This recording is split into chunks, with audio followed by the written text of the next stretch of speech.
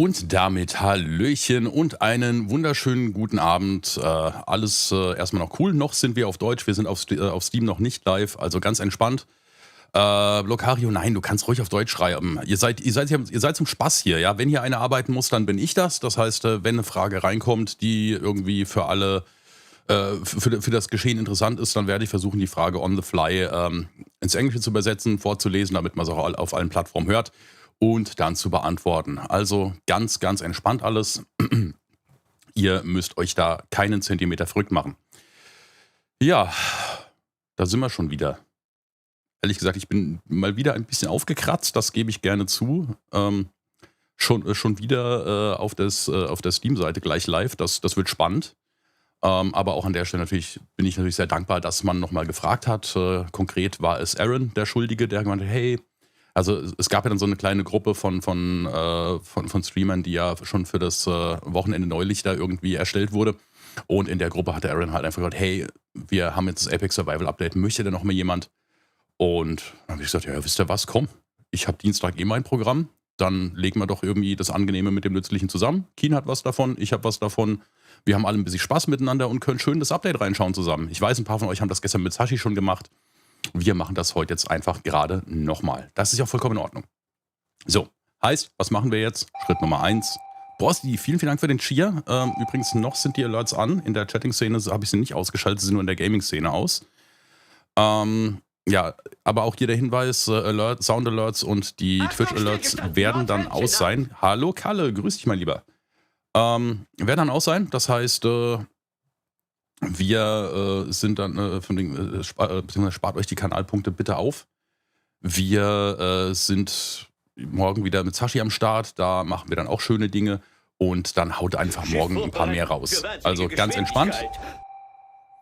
Und dann würde ich an der Stelle sagen, schauen wir schon mal so grob in Richtung Spiel rein.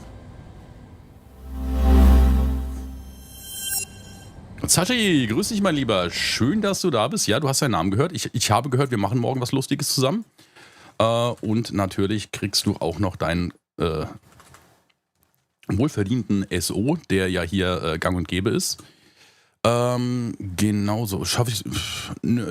Kalle, ich probiere es heute einfach mal alleine. Es ist ja jetzt nicht so, dass ich mache das ja jetzt nicht zum ersten Mal. Und wird schon schief gehen.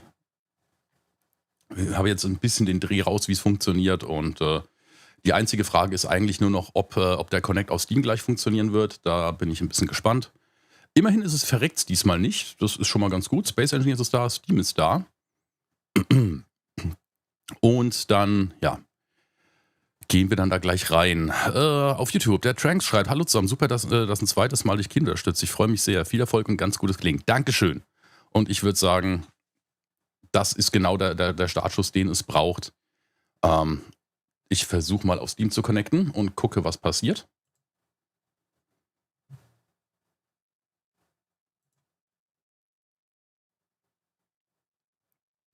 Noch nichts.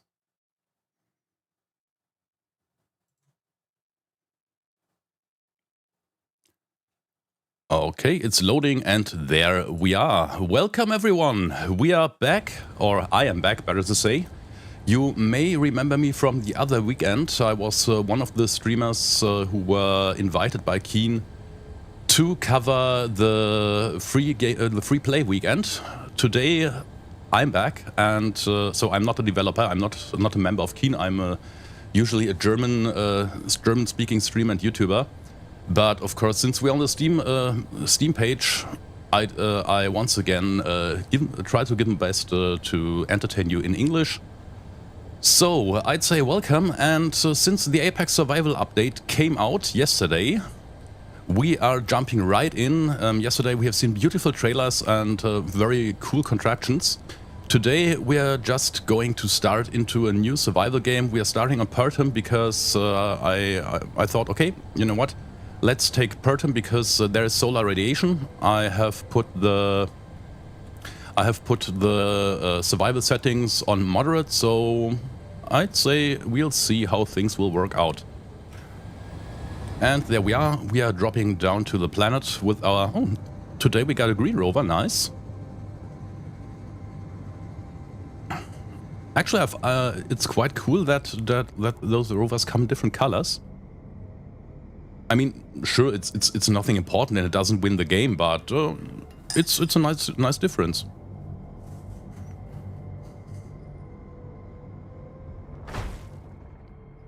And we have touchdown. So let's see.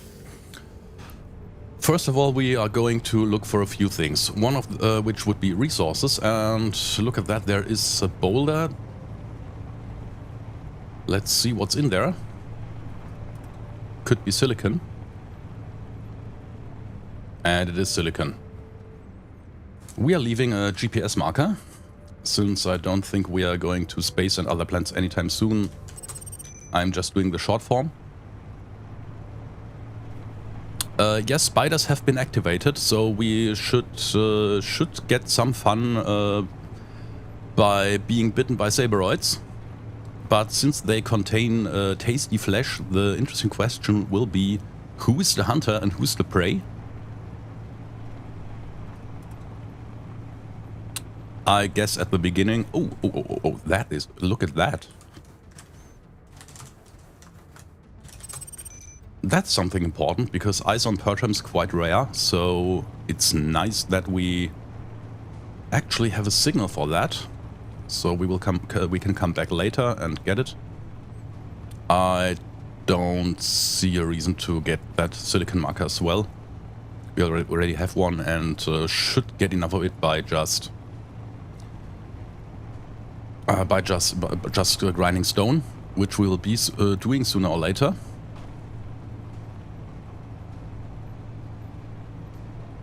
Yes, Tranks, this is a new starting rover. So, goodbye old drop pod. We are no longer falling down to the planet, and our drop pod will lock to the ground or not and tumble down the mountain. Also a possible thing that could happen back then. But right now, this is a bit of a thing of the past, because we get these cool rovers and they drive really, really good. Aerogath did such a great job in designing this rover. Not only does it look cool, it's very compact and it drives incredibly well. Even when I tried to crash it on purpose, I wasn't able to flip it onto its back. So I guess that is something. So in this session, first of all, we're trying not to die. That's the beginning. Of course, we are going to build a small base, and in order to do so, we are exploring a bit, because this is another cool thing about this rover. You don't necessarily need to stick where you touch down. This was something you had to do with the drop pod from the earlier versions. Of course, you could also refactor the drop pod and get it back flying. But that's something usually more experienced players would have done if you start from scratch and don't have that much of experience in this game. You probably just get out and start digging and grind stone until you can build a base, a rover, and some resources. However, now we are actually starting with the rover already, which is quite cool. But there's something is weird. Am I actually on Pertam? This looks like Mars. Yes, Aris, we are on Steam again. No, we are definitely on Mars. Okay, no problem. We can fix that.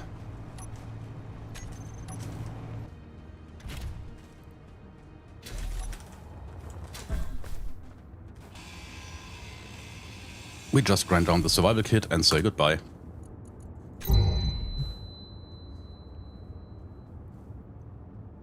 And since the survival kit is broken, now we have to choose another drop, and now we are going to the right planet. Lol. Oh, I have lost my buffs.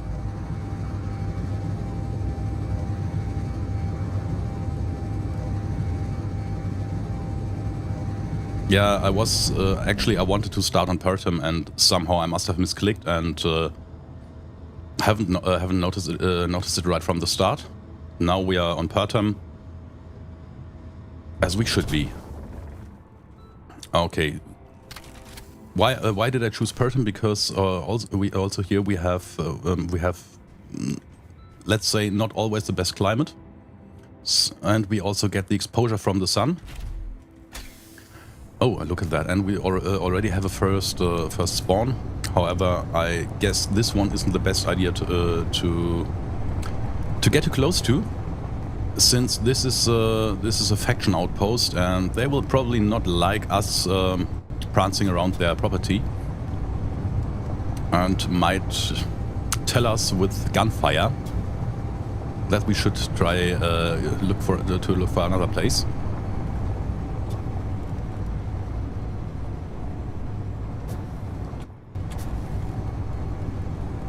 Also, we are going to have a hard time to find resources on Pertam. Actually, not resources, but food.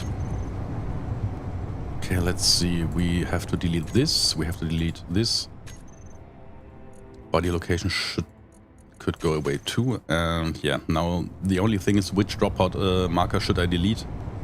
I'll just wait until the other one despawns, so I don't accidentally kill my own.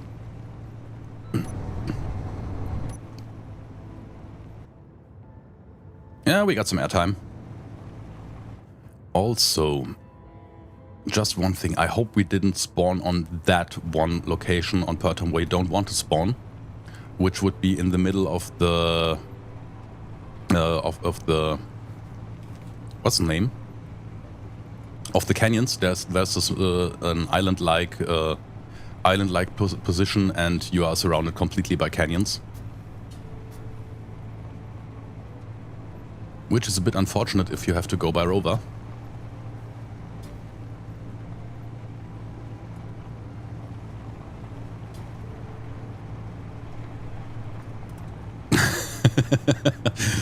Zuschauer just said the correct German name is Ritze, which means some sort of, yeah, actually kind of canyon in a colloquial meaning.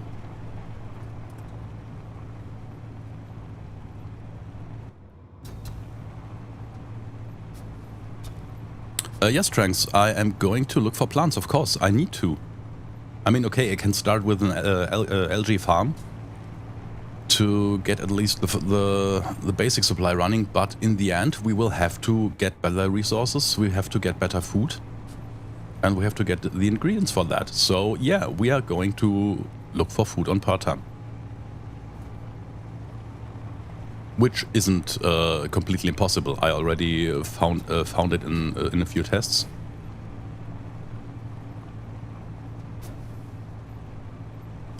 I mean, also we have a small start supply, and we could also create the GPS marker for the base. Where is it? Nowhere. Yeah. Let's give this some sort of cyan. Yeah, okay, so we can see it. 31 kilometers. Holy shit, that's quite a voyage, especially if we do it with a rover. Also, we will be looking for unknown signals, because not only can they contain food and seeds, but they can also contain resources we might need, or better tools. So nothing gets wasted.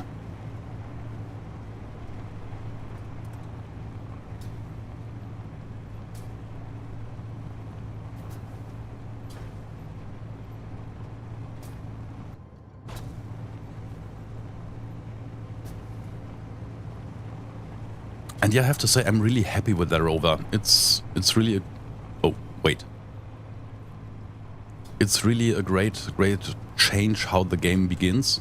I really like it. And we'll leave a marker for the cobalt, because if we already happen to see it, we should definitely mark it.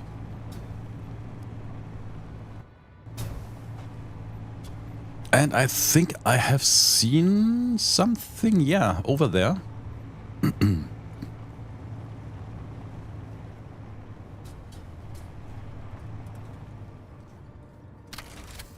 Nice one.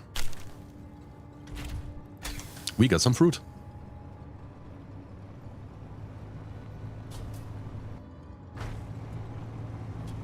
Anything more? Okay, that would have probably been too much luck. If we just happened to run into 2 bushes at once. But you never know.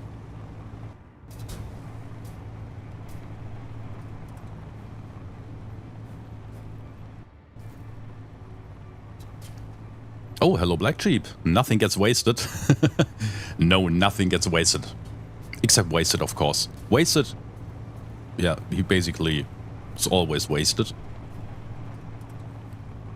But not in the term of being drunk, but just by being himself, I guess.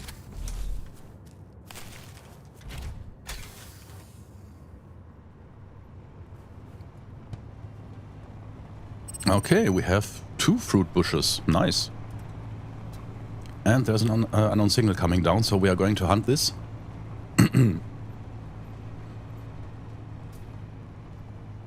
Well, okay, if you can say hunt, we are going after it, of course. Also, spiders are activated, so I think they might appear at some point.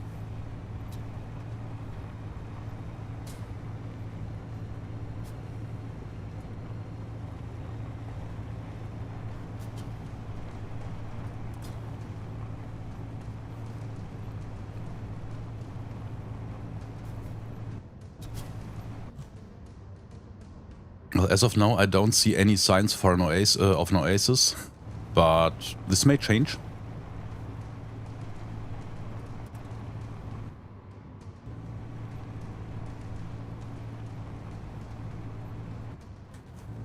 Let's drive over that once again. Cobalt, okay.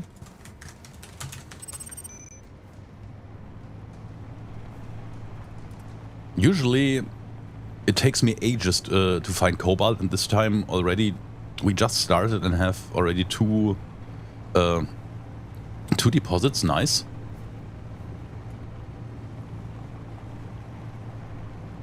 Spiders seem to mostly appear at night or at bad weather. Oh, nice. I didn't know that changed.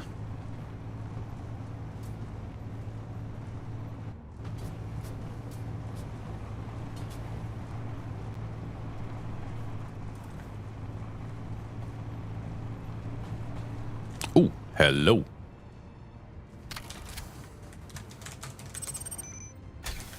We know where iron is, nice.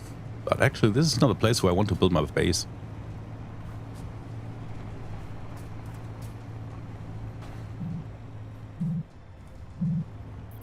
Okay, now we have a small issue. And that issue is... a rolling signal.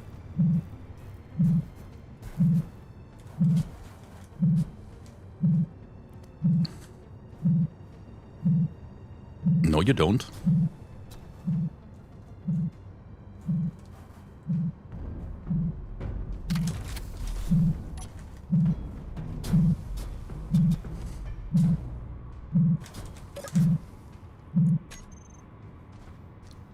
And it's dead.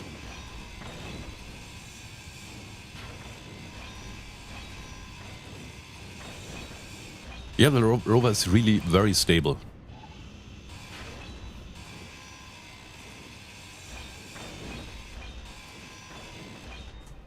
And it can take even more severe jumps.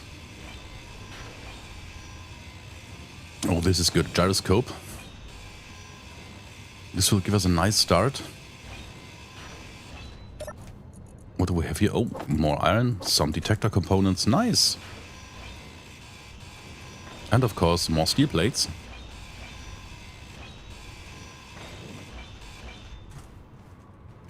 Let's put everything in. In the worst case, we could eat the fruit, but this won't give us much. So, and one of the issues with being outside at day is that we are going to, that we are getting irradiated by the sun. You see that exposure level bar we have? It just filled a bit. But as soon as we're back in the cockpit, it goes back down.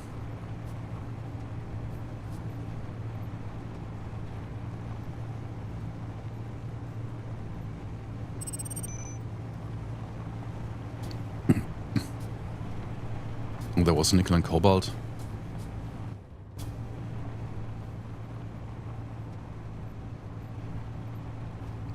But I think we should drive away from that military barracks. If we want to get new spawns at least.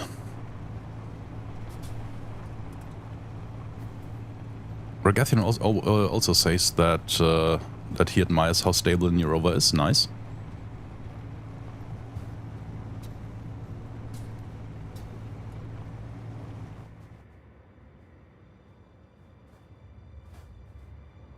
Let's get over that hill.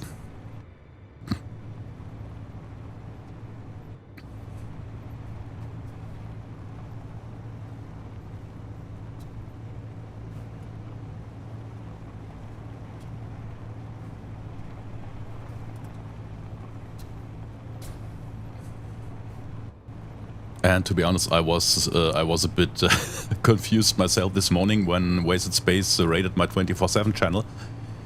And I noticed that I actually never anticipated that someone not German-speaking would actually raid this. But, well, we all learn, and so I put on some additional texts in English.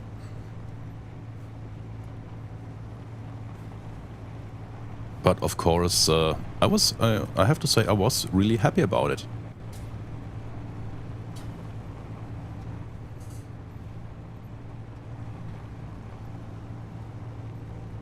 He was as confused as I was. Nice. No, really, I really like Wasted Space. Decent guy, at least that's the impression I got from watching his videos, and I think also it's a bit of his fault that I actually got into content creation myself. Of course, also that Australian guy.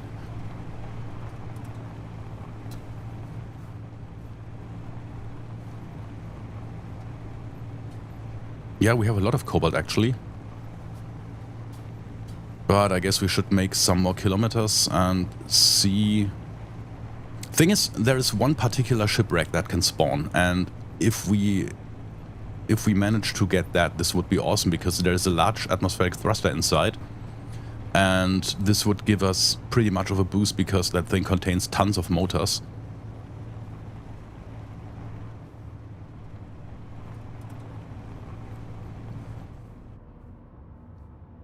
But if not, I'd say we head toward those hills on the horizon. And either we get a nice spawn, or if not, we will have to, yeah, go into a diggy hole a bit.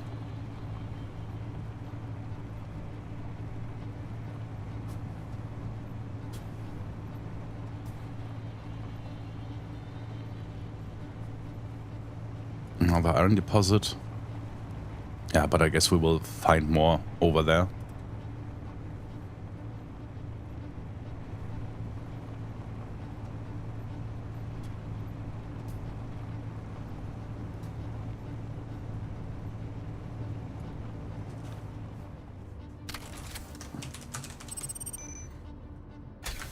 Okay, just collected another GPS position, because if we are going to build here somewhere around, it would be nice to have the cobalt signal near us and not the one we would have to travel for ages to get it.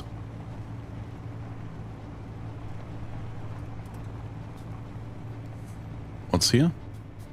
Nickel.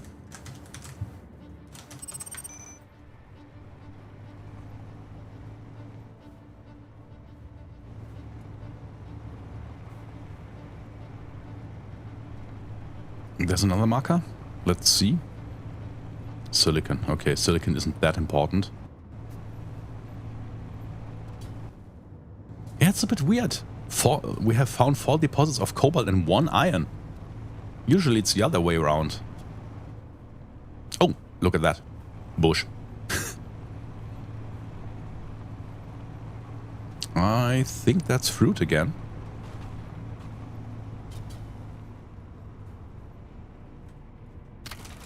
But the more we have, the better.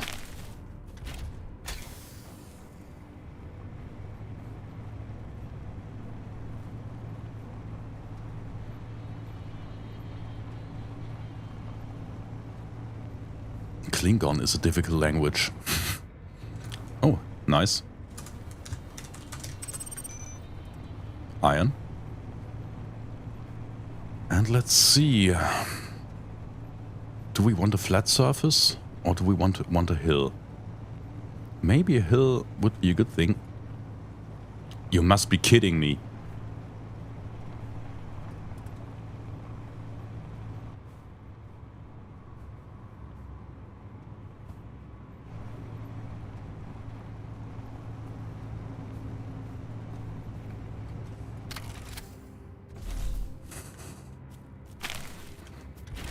Okay, if we want to throw a fruit salad party, we should have the best starting conditions for that. Some other food would be great, though.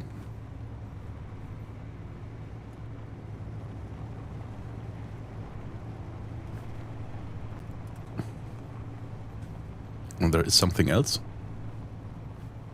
So much for rare food on Pertam.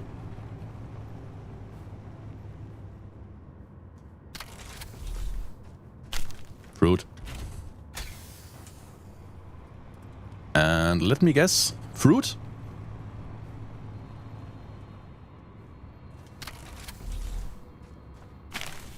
Yep, fruit. Okay, it's like fruit, fruit, fruit, fruit, fruit, fruit, fruit, fruit. Okay, I think I want to build into this hill.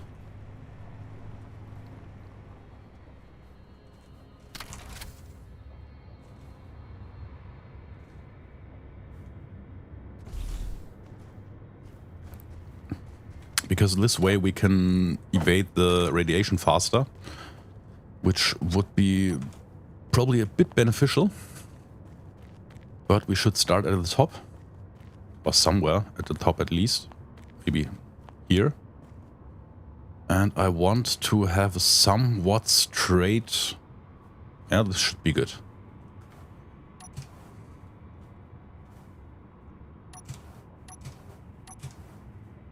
Okay, I want to have the gravity line placement.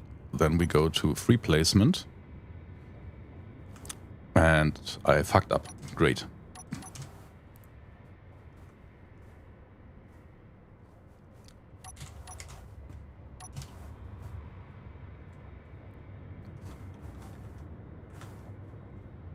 Oh, come on, I just want to rotate that block.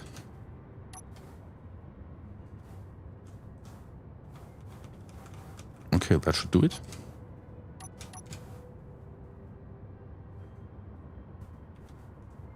Okay, as soon as I put it to the ground, it changes its rotation.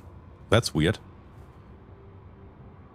Auto-rotate isn't active, just to make sure it isn't.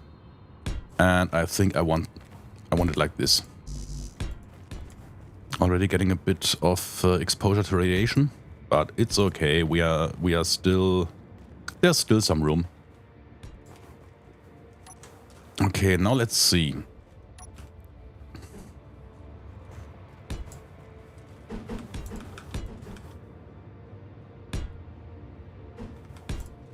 Yeah, this looks pretty much like a good angle to build with, 45 degrees.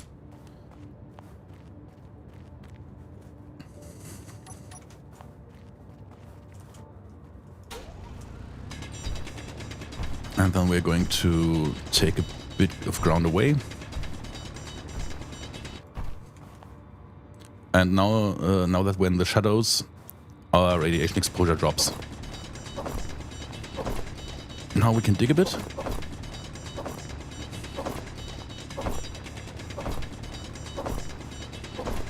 Oh, and Black Sheep, I shall relay thanks and a like from YouTube to you for your music.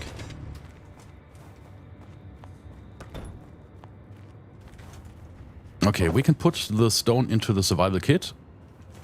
And then we can say, okay, we go to production and we want to make some ingots. And now the survival kit will dismantle the stone and create gravel, iron, nickel and silicon ingots from it. And we can use that to build stuff. First thing we want to build is some interior plates.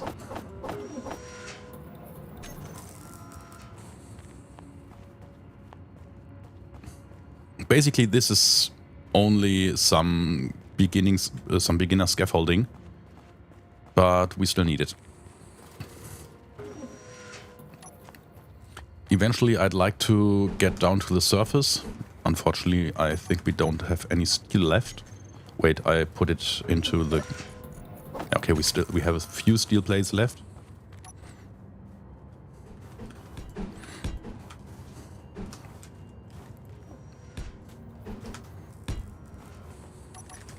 And yeah, I think this should be fine for an entrance.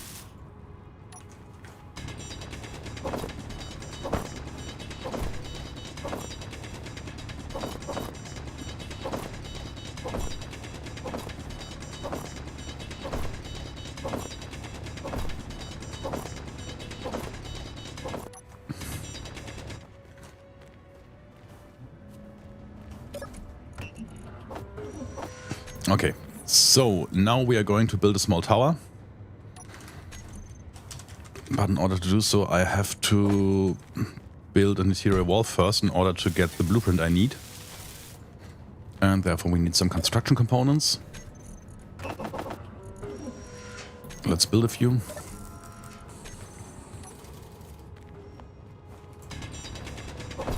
And also get some more stone. Unfortunately, we don't get a lot while we're still digging at the surface. But as soon as we are getting deeper into the stone, we should get larger chunks of stone, meaning our inventory would fill meaningfully faster, significantly faster. That's the word I was looking for. But here at the outside, yeah, we don't get that much.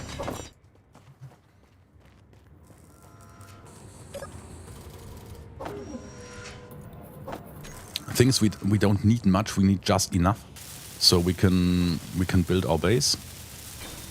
And there we go. We have unlocked new blocks. Nice. And the blocks we have unlocked are the truss blocks and their according group. And I want one particular block from that group, which is the cylindrical column. Which I'm going to put here. 4, 5, 6, 7, 8, 9, 10. Since we're at that hill, let's make it a bit more. Like this. Then we can place one block. So we have attachment point into each direction. And then we are building the usual wind turbine tower cross for starters. And we can also already, let's see, we still have enough jetpack to do so. In the worst case, I can land. So I will conserve some fuel. And we are placing these guys. This will be our first means of producing lol. Of producing power, of course. Ow. Okay, this was a bit rude. Critical.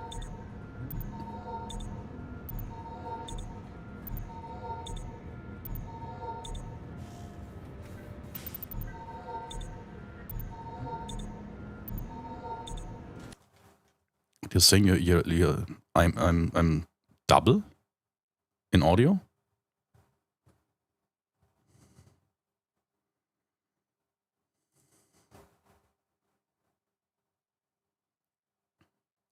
Just let me see. Twitch is muted. YouTube is muted. And Steam is muted too.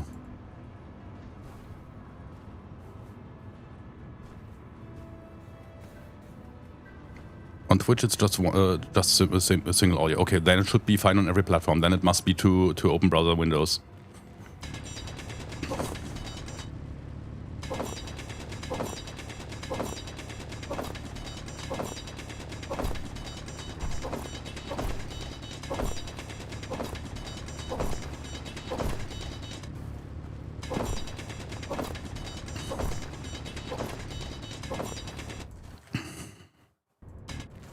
Okay, we have some more stone. Not that much, but it's okay. And what we can do now is we already have the Storm inbound. necessary parts for the wind turbine in our build planner, so we can shift and middle mouse click onto the highlighted container, and then it will start producing the parts we need.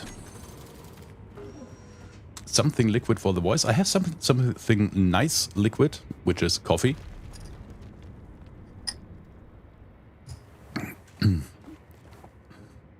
Also, the meteors have been changed, by the way. They used to target player grids. They don't do this anymore. They just fly into the area where a player is. Also, it doesn't matter if it's one player or more, it's always the same amount. They used to spawn in larger numbers if there were more players at one position before, but that was fixed. Also, they no longer produce craters, and they no longer give away free... Oops. They no longer give away free resources. I actually drilled into my blocks. Ouch.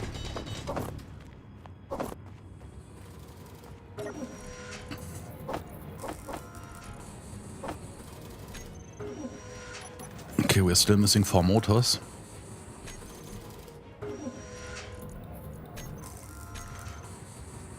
And 1 interior plate. Okay, now we have everything in order to get that first wind turbine started.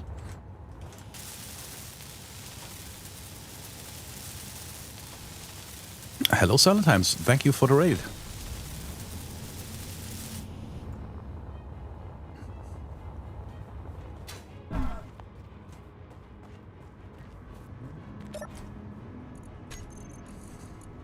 Nice cup. Yeah, it's the good Aperture Science cup. Because we all like nerdy stuff.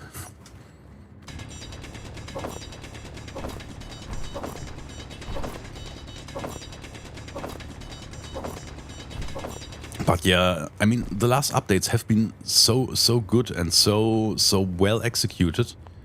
And I personally think, especially if you haven't played Space Engineers for a while, now is a really good time to come back, because there is so much more you can do. The world is more alive, because now we also have spawns on planets, not only in space. We have the new space encounters. I haven't seen them in person yet, but I'm really looking forward to doing so. Then we have the new survival options, and I really like the direction where the game is going, because it's actually going exactly there, into the direction of a game. Before we had a sandbox, which was great on its own, no question about that. But seeing the game now turning more into a kind of wholesome game experience, I think it's really the right way and the right direction Keen has gone into, in order to make it even better than it was before.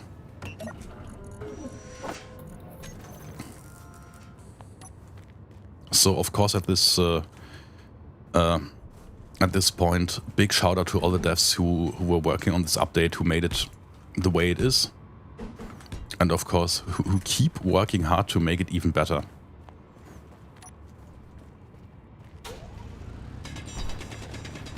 Okay, let's see. I think we should make this the ground. No, we shouldn't, because it's too high.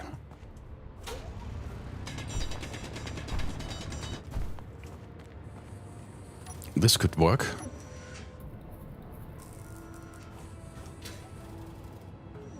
Just need to find the right angle to get the blocks in it inside.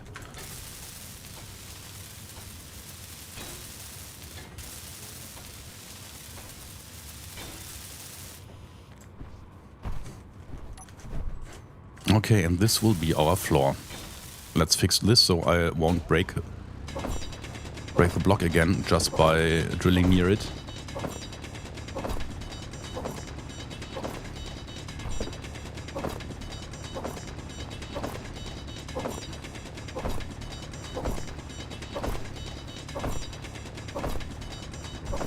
Okay, now the start is it's a bit grindy, yeah.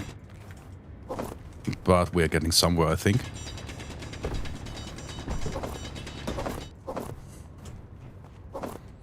what I want to do is I want to be at least able to get a small cave so I can park the Rover inside.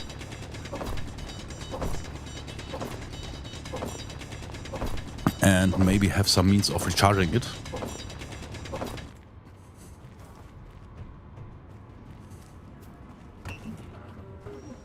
And also I wouldn't have to walk around so much.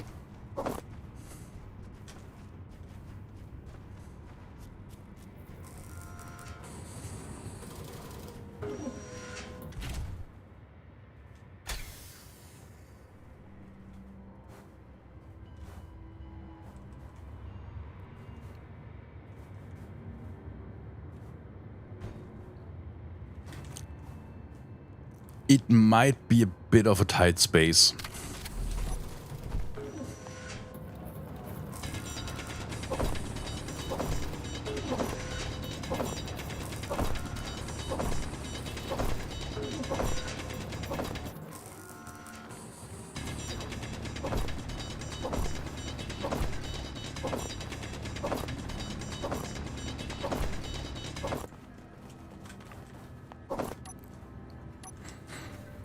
And the next thing I should do is to actually start properly arranging my toolbar.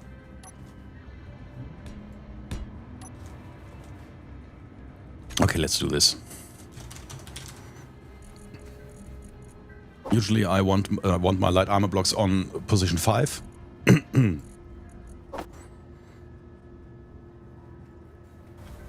The slopes on 6, the corners on 7, the sloped corners on 6, and the transition blocks on 8, and the transition blocks on 9. Here I usually have my interior walls, my truss pillars, then the beam blocks.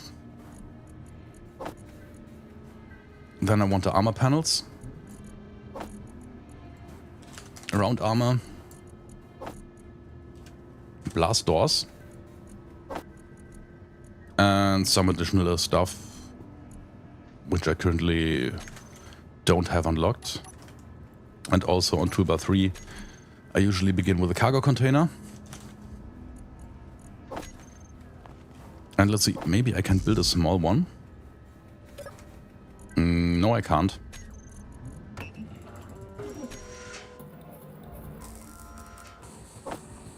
Now I can. Because it's enough to build this in order to unlock more blocks. You don't need a large grid container to do so, because we have progression on. Means we have to build particular blocks in order to unlock further ones. But also, if we want to build something like an assembler and a small refinery, we need more power. This one wind turbine won't be enough, so let's put more parts into production.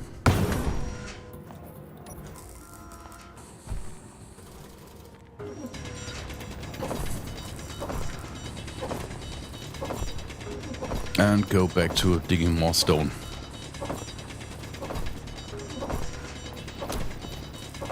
Once those wind turbines are done, I'd say we get the Rover out again and go back to exploring a bit.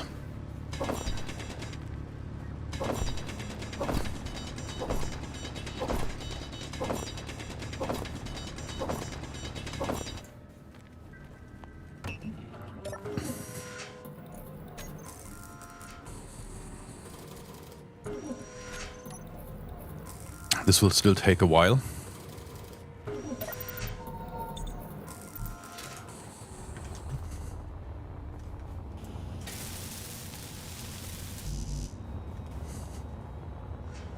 And also I have to keep my eyes open on my hydrogen supply.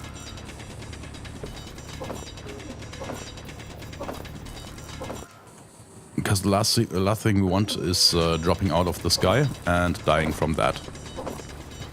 Speaking of dying, we still need to source food. I mean, sure, we have some fruit, but that won't last us very long, because it's just it just would add 6% to our food bar, which is basically nothing. Oh, speaking of, look at that.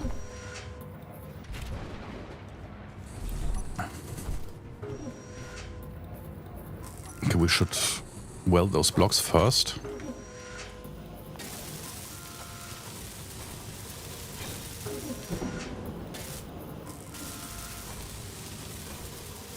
Are we getting a lightning storm? That's not very cool. And hello, Kubat. Yes, we are streaming in English today, since we are back on the Space Engineers store page on Steam.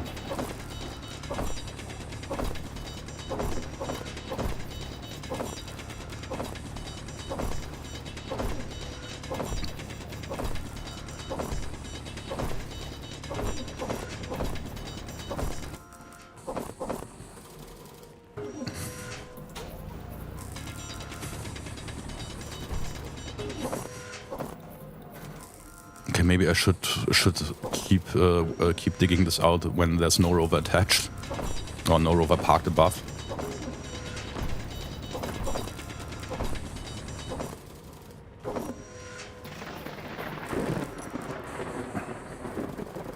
Oh, also we have Inferno heat. This ain't that good. Okay, let's see.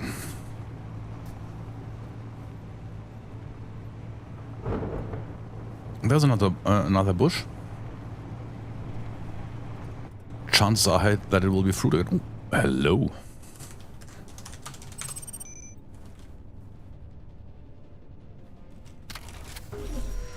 Yeah, it's fruit. Another iron deposit. And we're getting hit by lightning. Fortunately, lightning damage has been turned off. That was one survival option I didn't activate, simply because I don't like the way how lightning works as of now. I hope there will be an update to that at some point, but as of now there isn't. Because yeah, lightning is currently like target seeking. So if it finds a player or a grid, it will get there.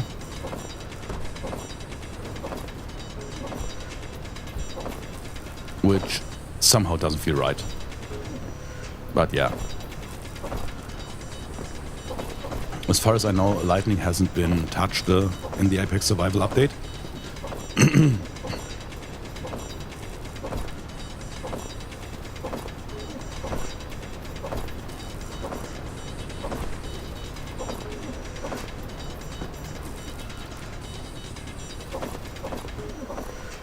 Okay, more parts. Now we have a problem, because this thunderstorm also irradiates us, which makes things way more complicated, but that's okay. I think it's called survival for a reason. Let's create a GPS marker for our base, give it a nice shiny green, and check always visible so we can always see it.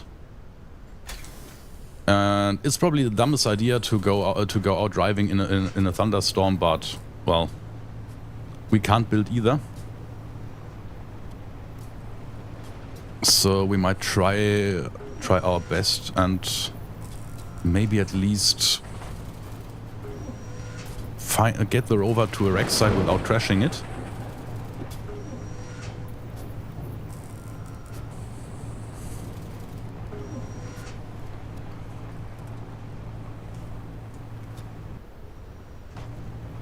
I should be driving a bit more carefully.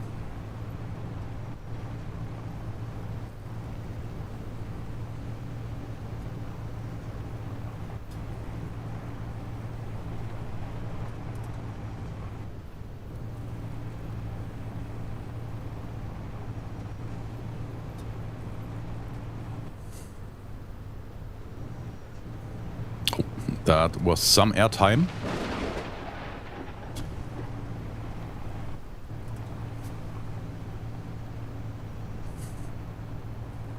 Come on, game, just give us something. We could go for the unknown signal. No, we won't, because 1 minute 40 seconds is a bit too short in order to reach it by wheel.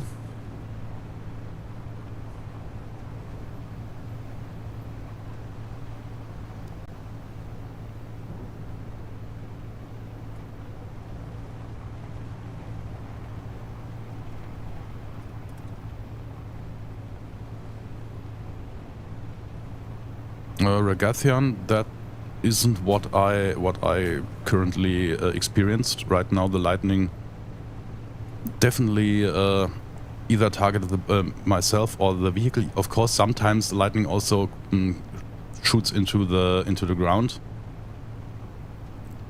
but it still feels like it's basically seeking for the player or player built grids.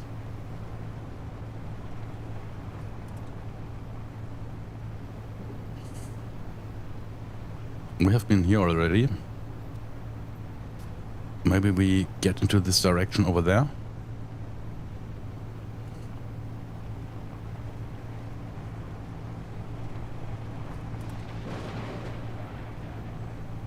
The meteors have been changed to randomly get down near players. That's for sure.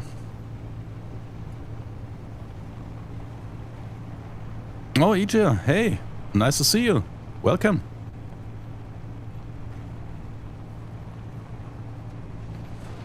And yeah, kudos on your video. It was really nice. I really enjoyed it.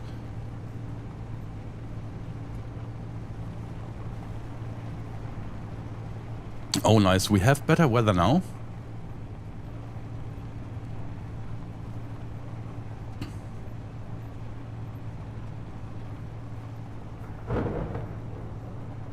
Might have been something to do with traveling. Been sitting still for hours in lightning storms on the alien planet and haven't been hit yet. Yeah, if you're actually on the move, it seems. I can confirm that it at least it feels like sometimes the lightning misses. But if you're static in a base,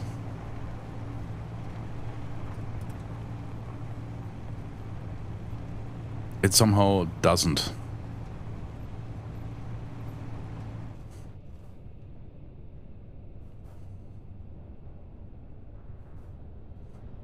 Okay, we already have tons of markers on the screen. But somehow the planetary encounters, they're like, well, we had that one base. Goodbye. No free parts for you, sir.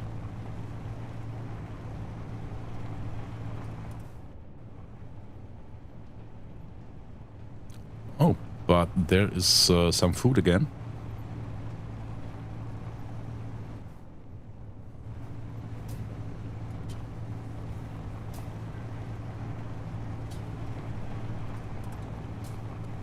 And we got fruit.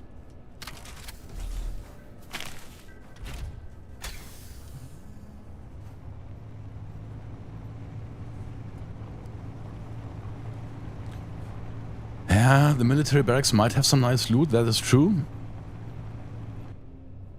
And I'm pretty sure they also have ammunition and they are willing to share it with us.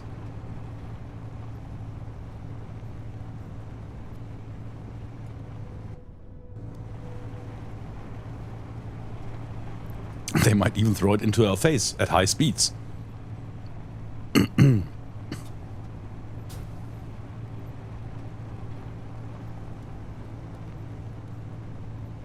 find more food in the desert than I do in frosty mountains.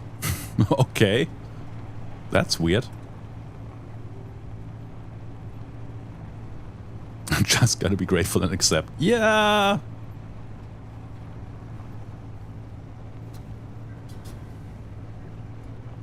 Don't know how about you, but I actually like surviving.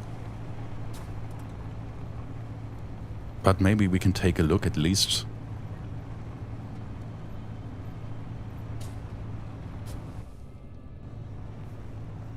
Two wolves.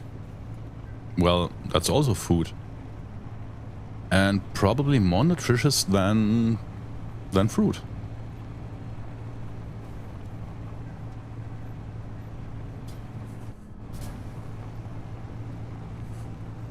Okay, you know what? Let's see what they have. I mean, if we get a message that they are readying their weapons, we can still turn around.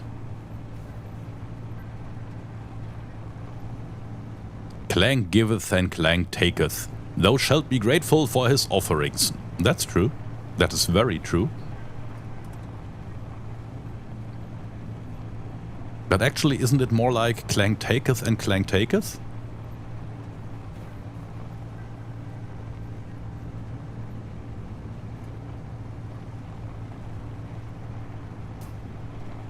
Bluty, hey!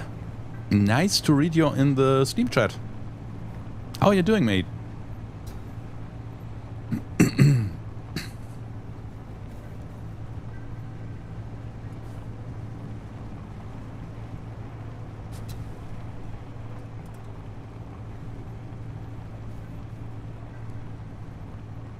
At least we're out of the lightning storm.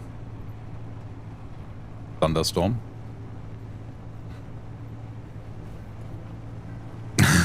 Clank giveth velocity before Clank taketh away. Yeah. And rotation.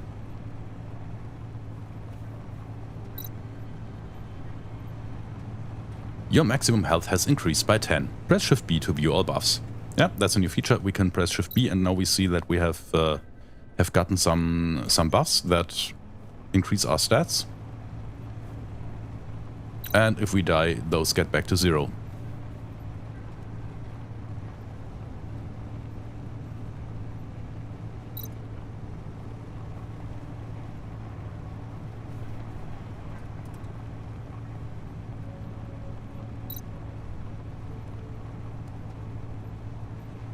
Also, that Rover has tons of battery power. I mean, 20 hours of driving. Okay, currently it isn't producing anything.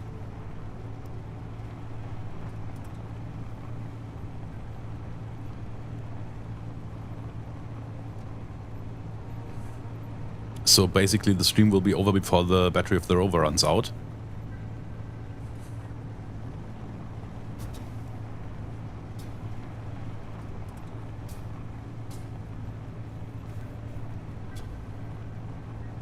For Zimmerman Kids, hi. Welcome to the chat.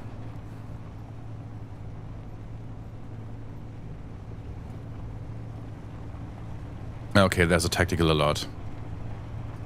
This means if we get closer, we will get shot. Or they might spawn drones.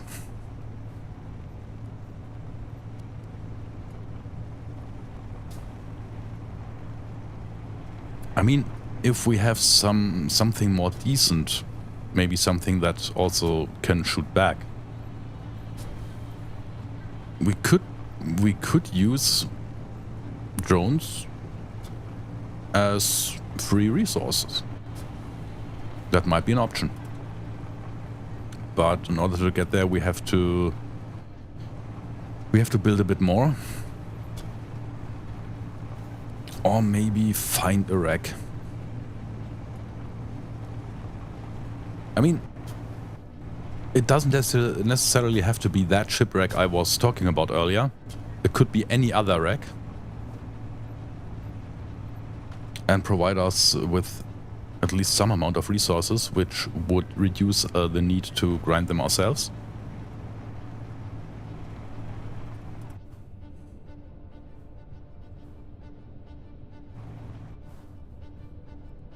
But somehow I can't shake off the feeling that we are not that lucky today.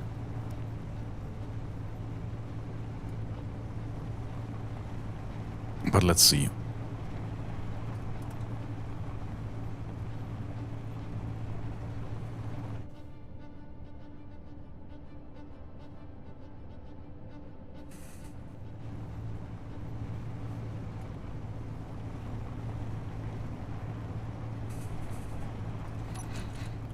How far is our production advanced? Oh, not really much. We need to put in new parts, or new stone, better to say.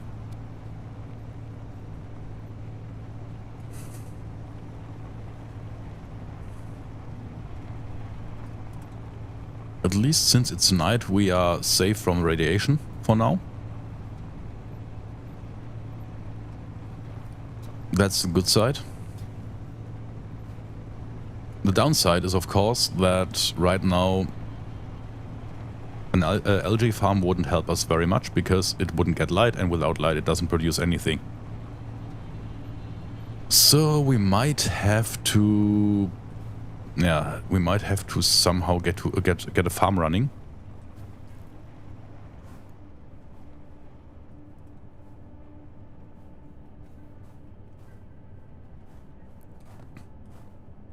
And that little thing also can climb very good. Microvoxel, hello.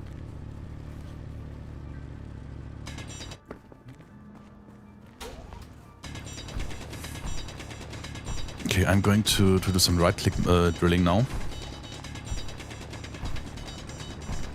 Just to make that space a bit wider, a bit larger.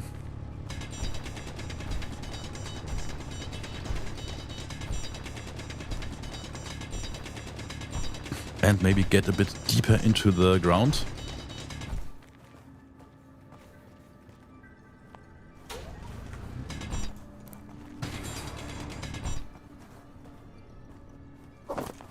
You know what?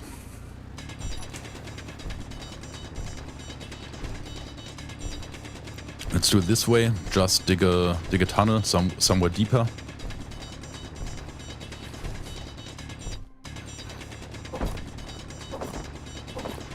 Yeah, and you see, our backpack is filling way faster than it did before.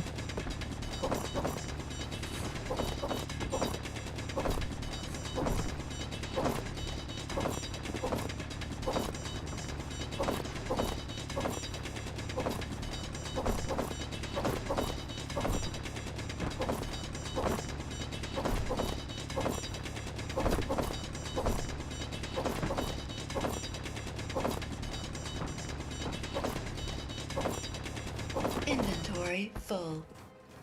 Inventory full.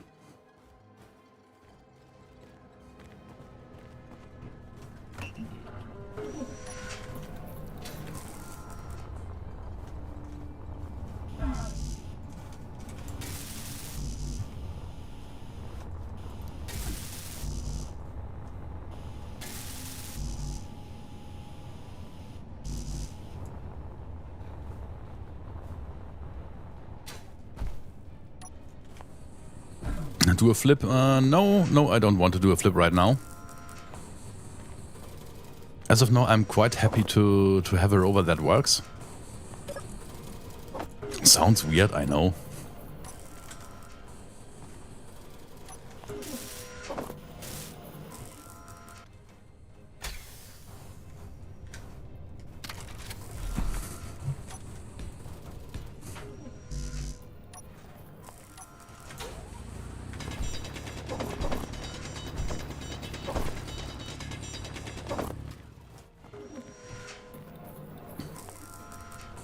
Good news is we're still alive.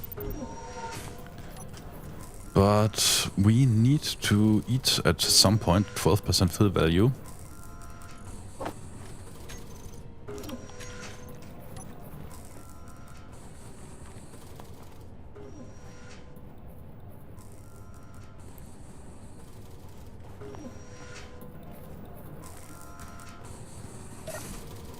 So, what's the production doing? Still busy with doing everything but the motors. Nice.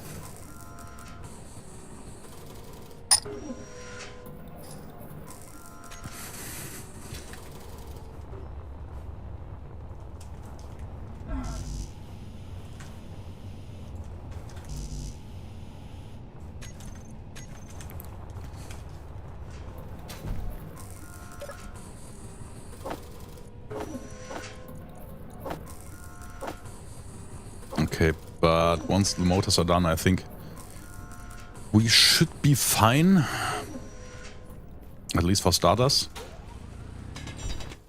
So our next goal might be setting up at least some small production.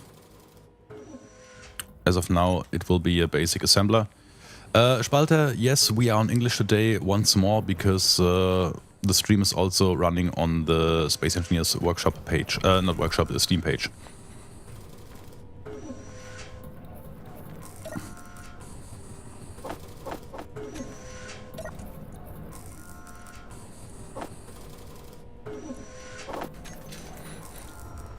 Okay, so we are safe except for them. Okay, here they are also lacking some girders. We need 1 and 21 more.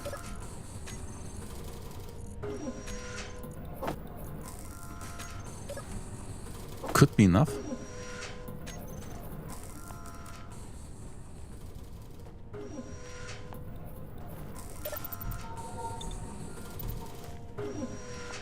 Let's see how much hydrogen do we have. We still have 95% of it. That's good. However, the new start Rover doesn't have bottles anymore, which I think is quite okay.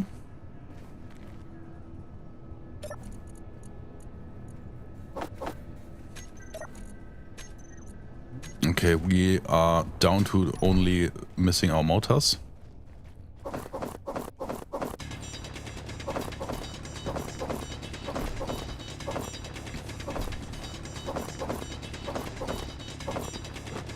Hey Aragath, yeah, right now we're getting somewhere. Unfortunately, the planetary encounter system didn't help us very much, so we are back at digging some nice holes. But yeah, at least we're getting somewhere, and hopefully have a small production soon. I mean, okay, we have the military barracks, but your Rover is good, but I don't think it will work very great if you use it as a weapon, especially not against an armed outpost.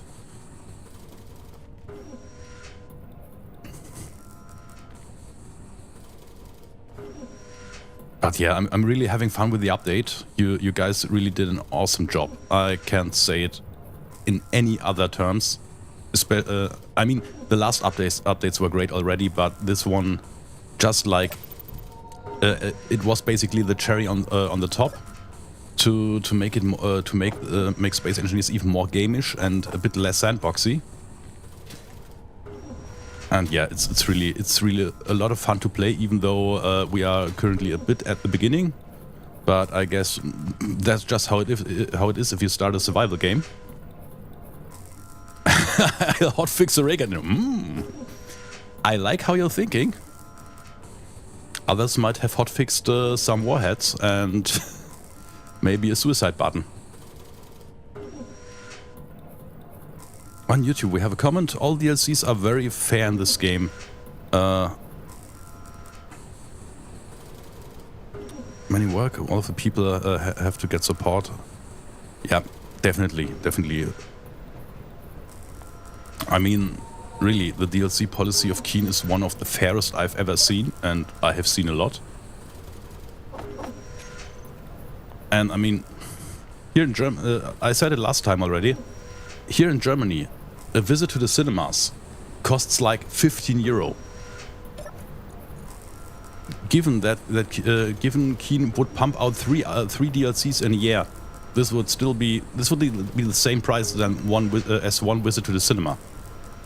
And I guess you will have way more fun time with those with those DLCs than you have with your one cinema ticket, because it's like, I don't know, 120 minutes and poof, your 15 euros have just poofed.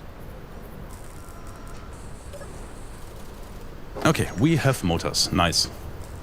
Maybe now things start rolling. Adding hidden warheads.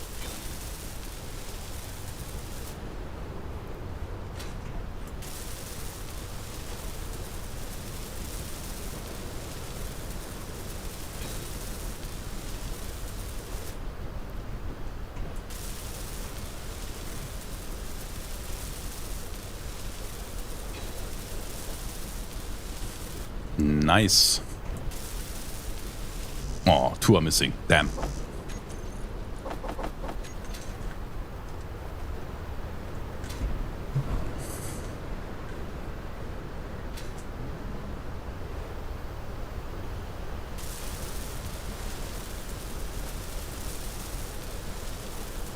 In the state, it costs around $20 per person if you factor drink and small. Yeah.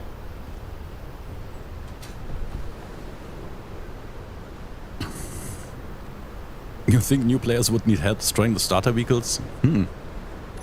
I know even some experienced players who don't need any help to destroy the starter vehicles. Or any vehicles, I mean.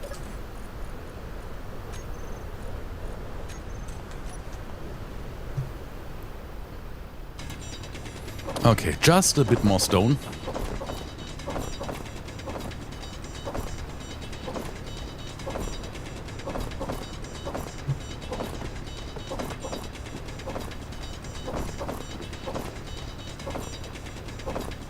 And once again, the voice in my head goes...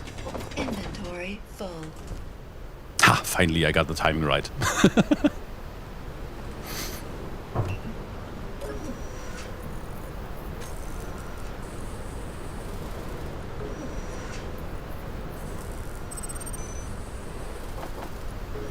Okay, let's get more steel plates, and from there we can extend our platform, and then place the small refineries, place an assembler, and then we should start going somewhere, or getting somewhere.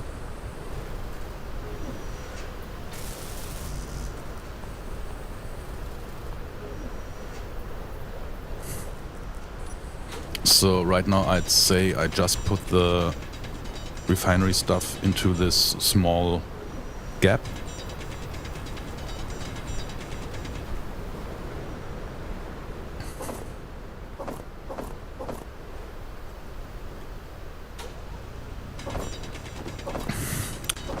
Octavius on Twitch. I have 1,272 hours in Space Engineers.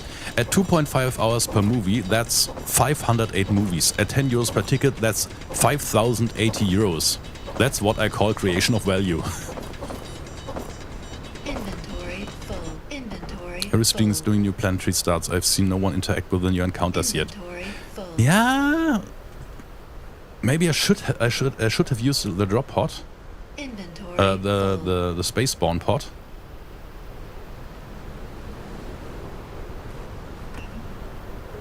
But well, I think I can kind of announce that my partner Tsashi and I will start a survival series tomorrow.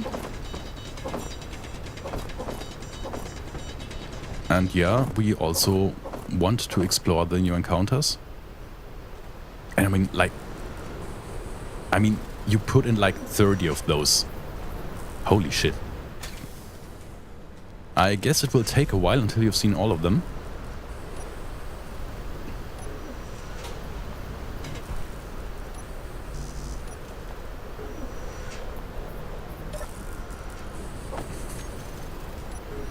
Okay, finally. We have some steel plates.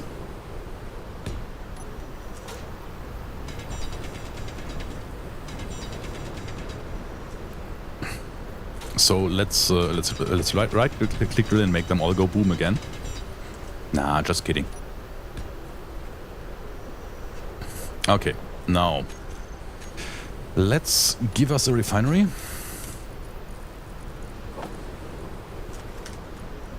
An assembler.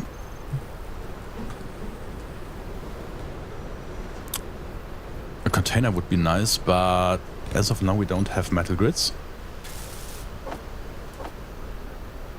Wait.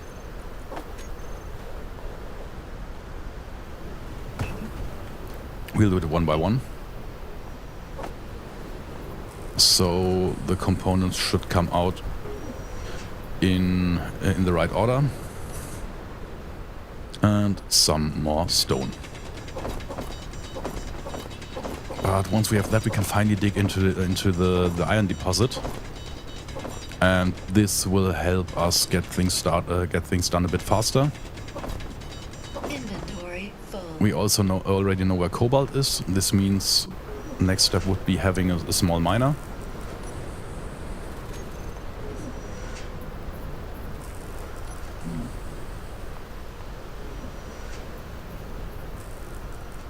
You mean using the forward port to attach a drill? Yeah, but I honestly, I really suck with drilling rovers. The last one I built, and that one actually used the Park script in order to change the drill angle. Yeah, let's say it disappeared in a hole. And it took a very, very long time to get it back out. And after that, it disappeared to gunfire. Unfortunately, not our own. Sad little thing.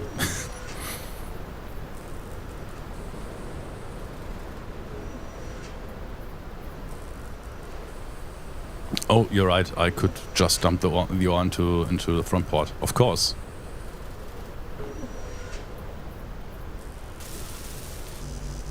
Okay, how much parts do we have? Meteor storm inbound. Probably not enough anyways, but hey. Health low. Oh. Alors, I have been struck by debris. Once again. Of course I have been struck by debris.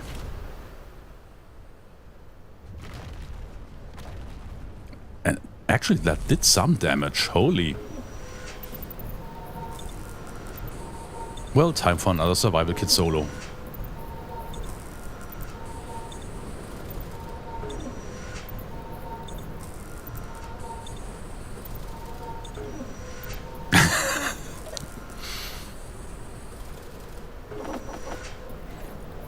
Yeah, I mean, literally no one is referencing Black Sheep songs here.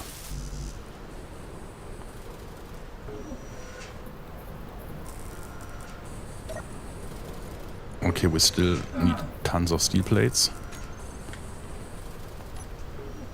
And once again, debris.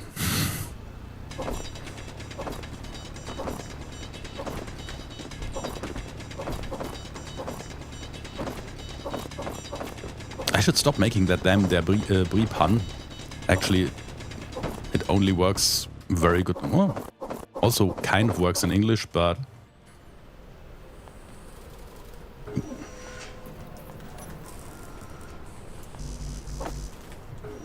Okay, I think the storm has passed.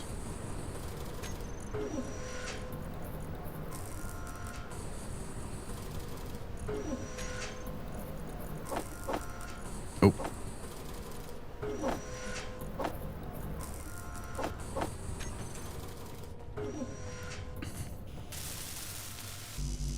Okay, 50 steel plates.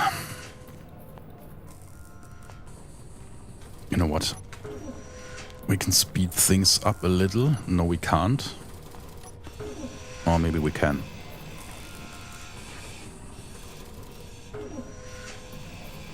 Just need to make sure I don't destroy the block.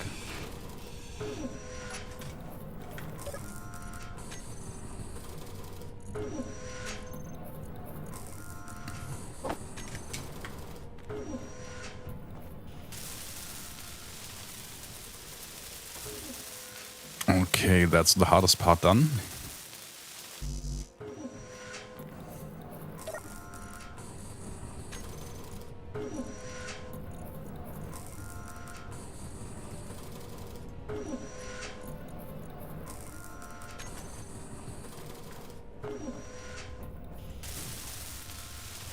Four motors, 2 computers, nice. 2 motors. 4 motors. And 2 computers. Game Reaper and Gigacars. Hey, frankly, can't complain that the computer doesn't run stuff well. As other games run amazingly.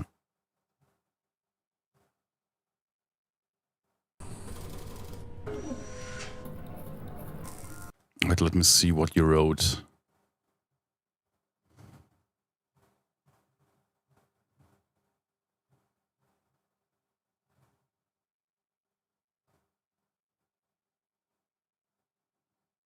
Sorry, I kind of overlooked the Steam chat for a few minutes. Sorry. What? I have the game, but not the hardware. You see the HDD failing. Oh, in general, running games on an HDD isn't. Okay, if you have no other choice, fine. But I don't know. It's most games are actually optimized to run on SSDs nowadays.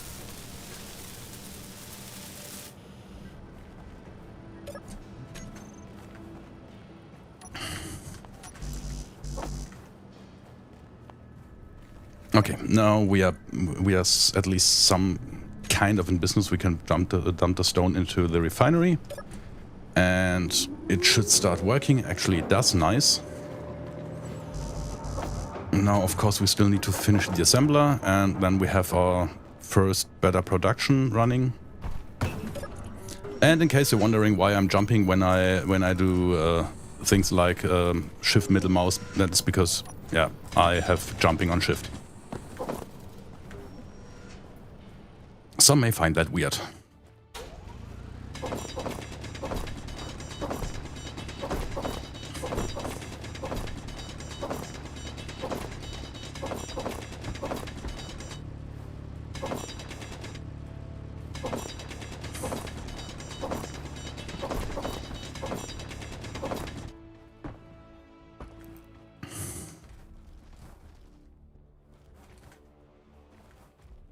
Ija, just a question. Are we going to see a stream from your side as well?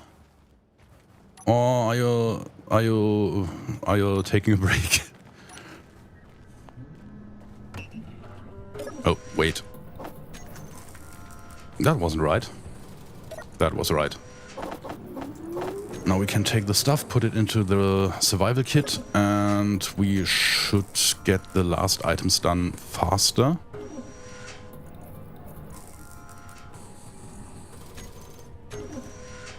And once we have done that, we can basically forget producing the survival kit, since the basic assembler, I mean, it isn't the fastest way of producing items, but it's still way faster than the survival kit. Cobalt might be more important. That's true, but fortunately we have found a few cobalt deposits already, so we just have to go there, drill a hole, and then we're fine. Also, there is an underground iron deposit, so I think we are quite good at this point. Only thing we need to do is to finish the assembler.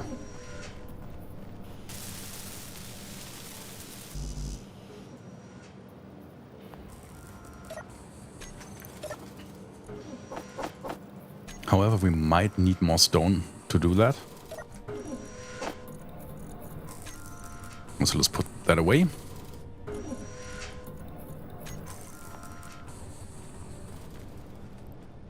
And Thanatos, thank you for actually being the 1200th subscriber on Twitch. Thanks for that.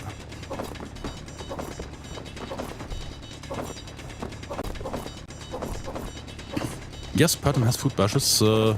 We have already found a lot of fruit,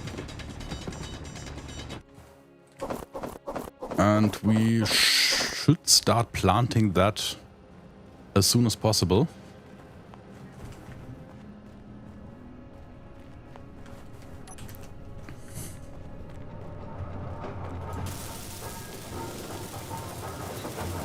Okay, now it's just. He just said just some computers and motors. Oh, wait. Yeah.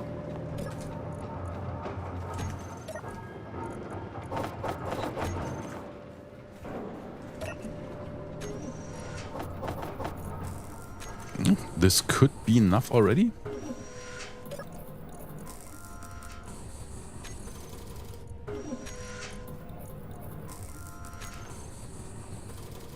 Wait.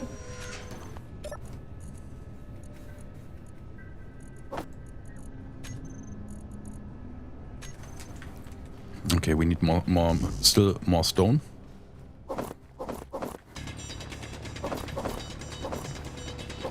Do you have ice? Because without water the plants won't grow. That's true. That's true, we don't have ice as of yet. So we have to do more exploration in order to find an oasis. Yeah, but we are pretty far away from having a ship. I mean, we just started like 1.5 hours ago. Also did some driving around in the first half of an hour, and I'm still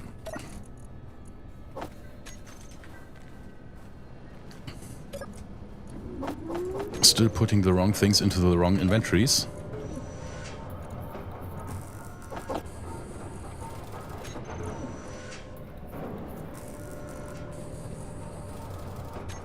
How many computers do we still need?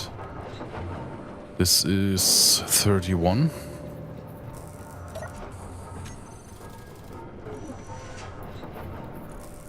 Yeah, should be kind of okay.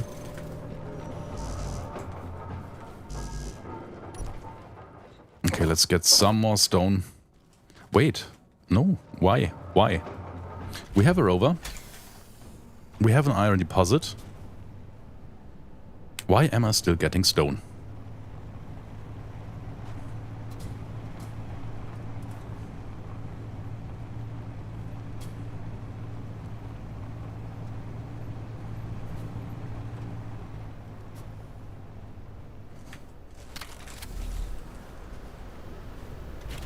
Dang. Okay.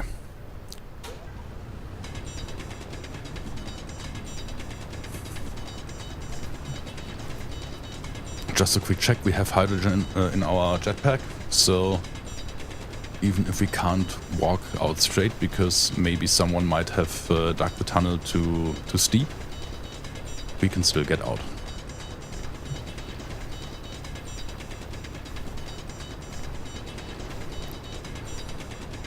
Like space planes, sometimes they get boring, just won't be as much fun and would be less likely to have some funny oopsie moments with friends. Oh, in Space Engineers you can have tons of oopsie moments with your friends. That's not of an issue. If the game has plenty of anything, then that.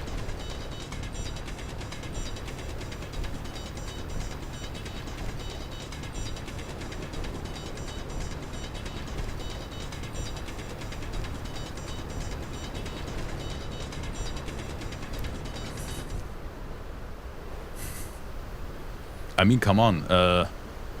Basically, half of the channel concept of Splitsy is based on oopsies.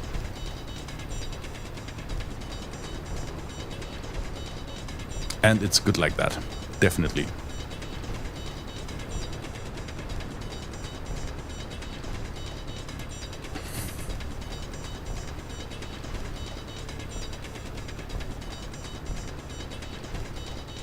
You keep crashing your speeder bike? Okay.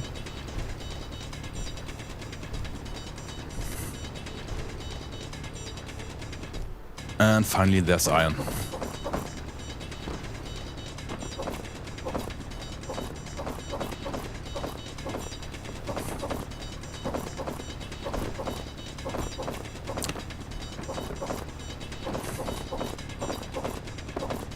I mean, that's the fun part about Space Engineers.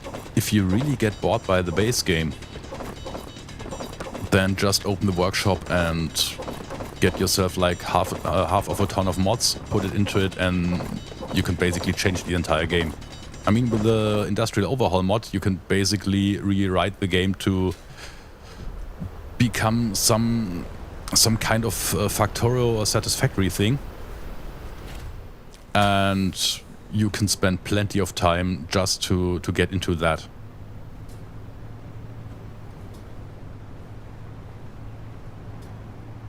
Or maybe create your own scenarios. Also, that's an option.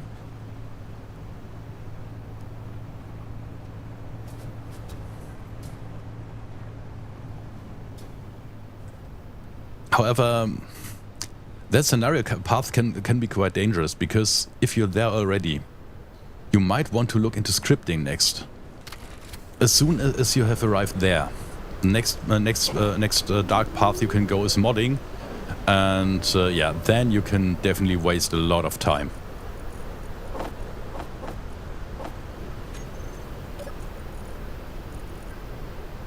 I only planned out how I tried to make it through early game. I didn't plan on mid or late game.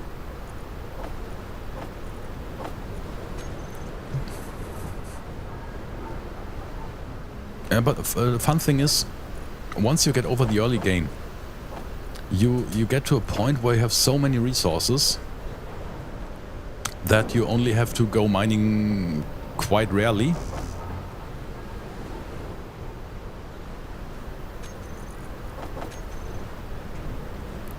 And always have kind of filled containers. Okay, I need to put something back, because we still need some parts for the assembler. Probably computers.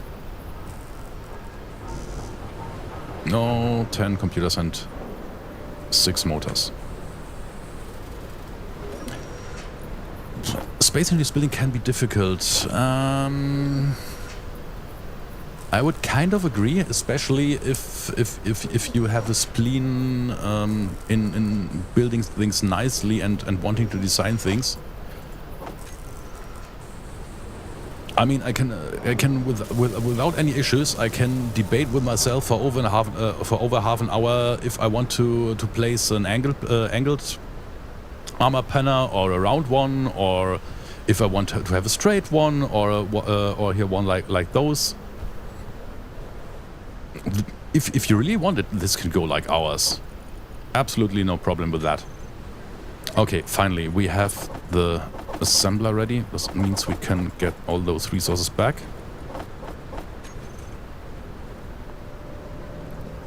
Put them into here and now start producing a decent amount of steel plates. Meanwhile, we might eat something.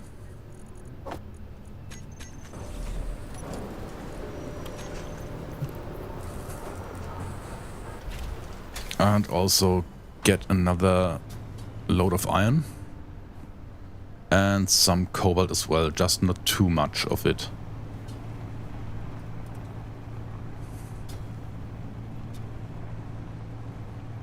Because cobalt takes quite a time to refine. And for starters, we don't need that much of it. Just some to get our first... Oh, look at that. Thanks.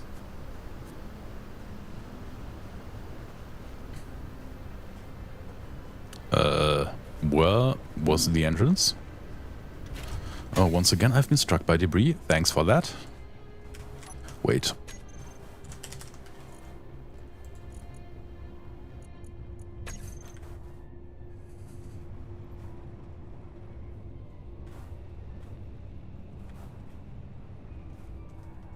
There we go.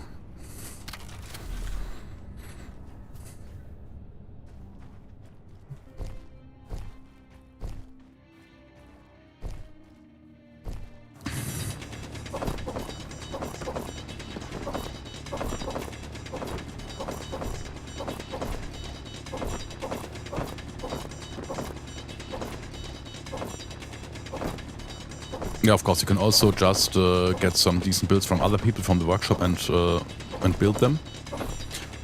And then learn and improve your own building by just looking how they did it.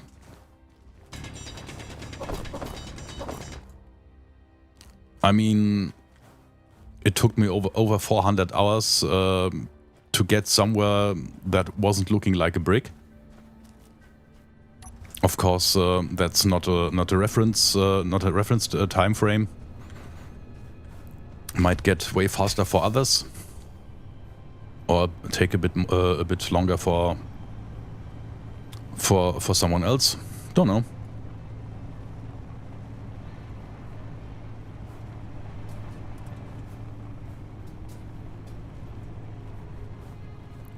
Folding wheels are nice. Also a thing I really like about the game, that you can actually build mechanical stuff. I mean, it's not like Space Engineers would be that single game that can in which you can build space stuff from blocks. But it's one of the very few that has actually moving parts like hinges or rotors.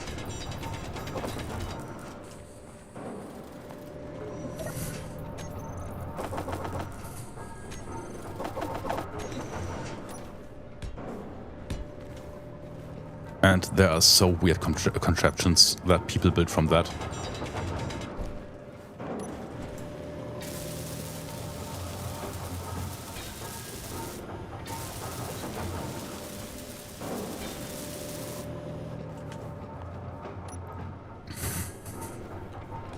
Kufat says, since I began modding, I spent more time modding than actually playing the game.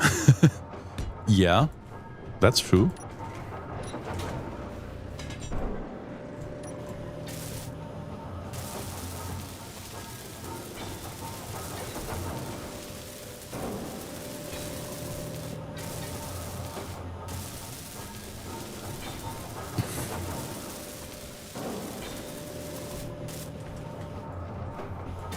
Okay, we have some kind of flooring now. Nice.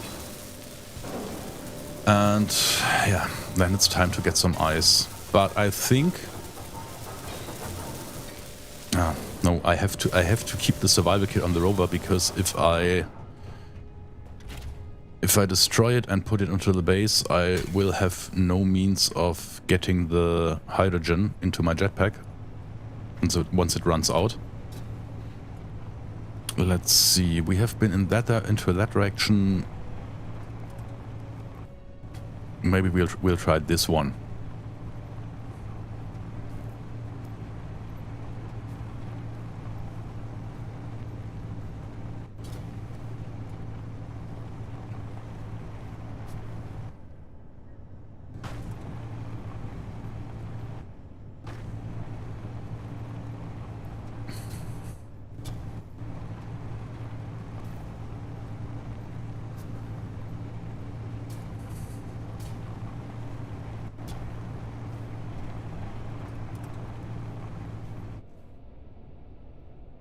Okay, let's try zooming out a little so we can maybe, if we are lucky, spot an oasis somewhere.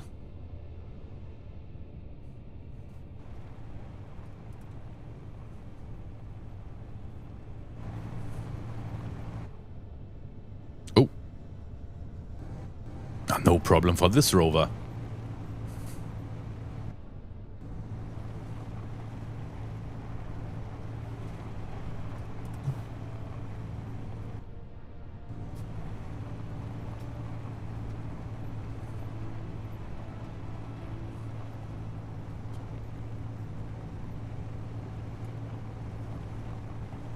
Well, the thing is, Game Reaper, you don't necessarily need to put hundreds and hundreds of hours into the game in order to get it.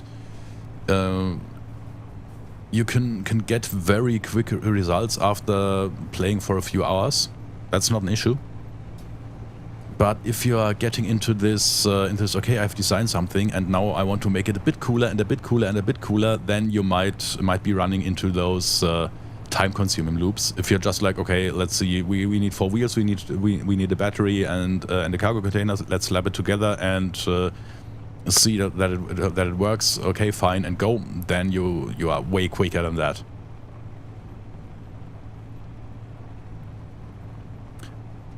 With just a bit of experience, you can slap together a rover within, let's say, don't know, 15 to 30 minutes, depending on how large you are going to build it. Maybe add some time for welding it. But you can also make contraptions that... Oh, look at that! Hello! First time not a berry. That's vegetables.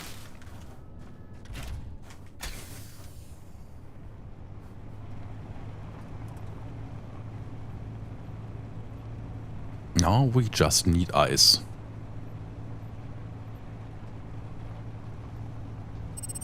Oh.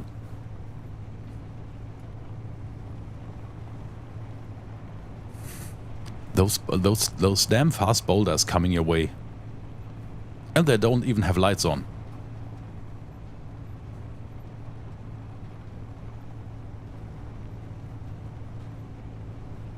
But yeah, of course, if you're like, okay, I want to build a spaceship that is 200 large blocks in length, that might take a while.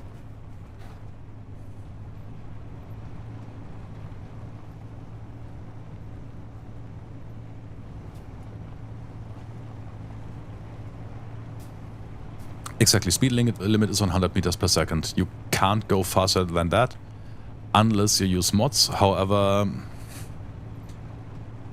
I wouldn't necessarily recommend it, especially when you're in space, and if you overdo it with your speed mods, you can come into situations where you are stressing your PC with spawning asteroids so hard that you will basically be unable to evade them before you see them.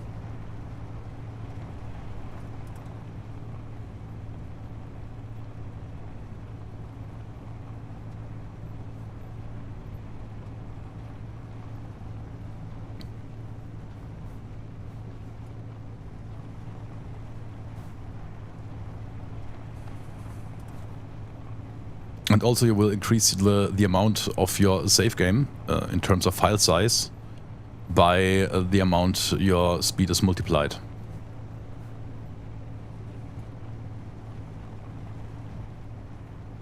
Remember one day a guy asked me why his world got corrupted, and then he told me like he had a speed mod in it which was like, I don't know, 5,000 or even 10,000 meters per second. Yeah. I mean, if you fly at a speed like this, and even if you don't run into an asteroid, because at those speeds you basically might just run through them, because the game can't actually calculate anymore that you just hit an asteroid. It makes you phase right through it because you're too fast. Then your save game can, because every asteroid that is generated is going to go into your save game, and if you are going at insane speeds and generating like hundreds of asteroids as you fly, guess what your save game will be doing? And eventually you get to a point where your save game has become so bloated that it just corrupts. And that is what happened to this guy.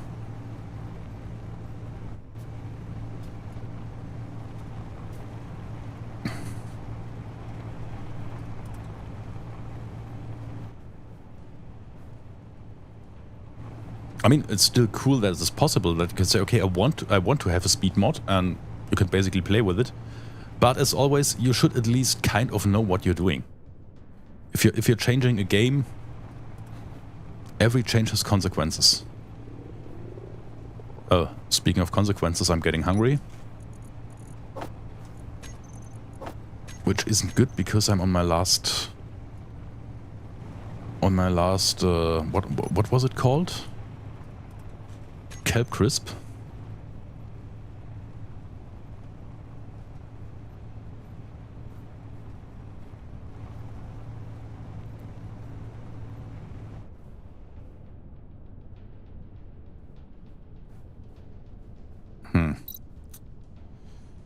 I guess what we should do before we try finding ice and building farm plots, we should first try to get some of the algae farms up.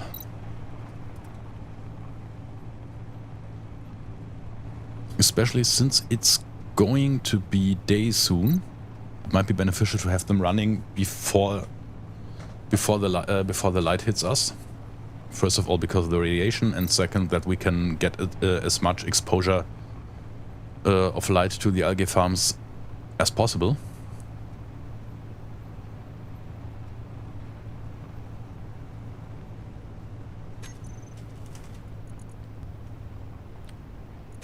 Oh, yeah, of course I'm in the Rover. And we get bad weather, of course.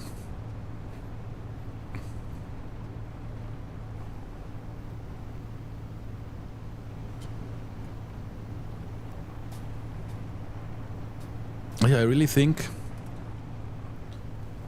especially if it's been a while since you touched the game, or if you are entirely new to the game, now is a really good point of time to get either back into it or to get into it. Also because it's very unique in the way it works. The combination of physics, of building, of constructing.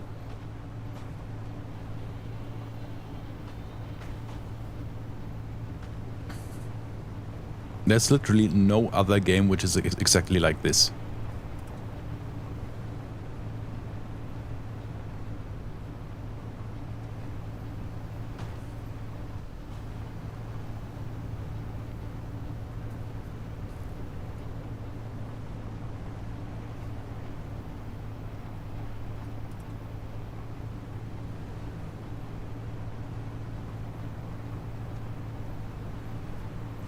Oh damn, I just ran over. Goodbye, vegetables.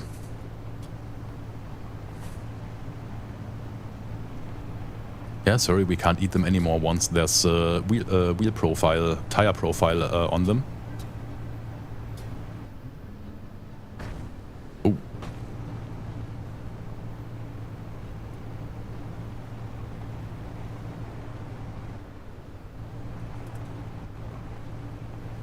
How come I...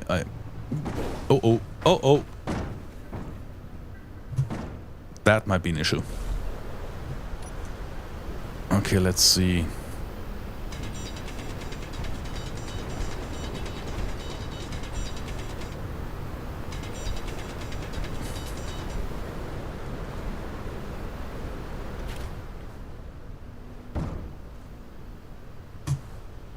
Nope, that has been flipped over greatly. I mean, okay, at some point this had to happen, right? Oh, right, there was a self-correction system in it. You're completely right. Thanks for that. Let's see, and like a charm.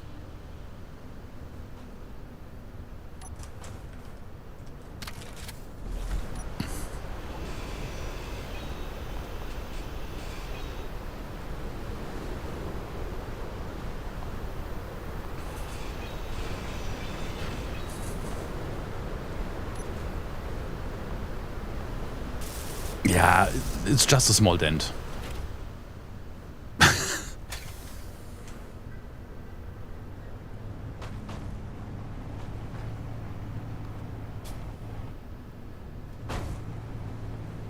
Yeah, basically the antenna is still working, the survival kit seems to be okay. Could have been worse.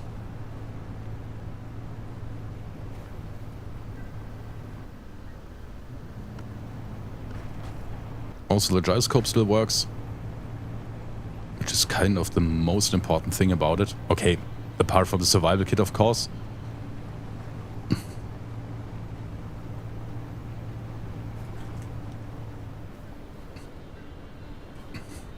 Since it was just there.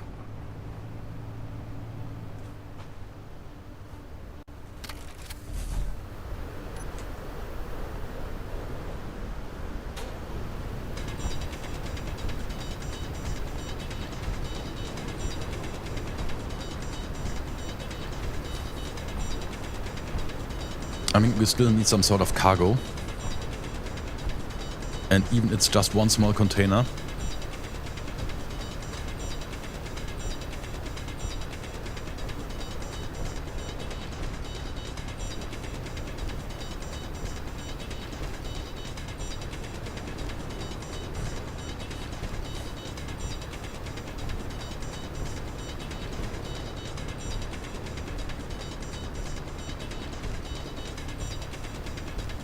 Oh, I lost the H2 tank. That might make things a bit more complicated, but that's okay. I mean, our power production is up. We can still walk, that's fine, and I have been playing so much with no jetpack mods or weakened jetpack mods. It'll be fine.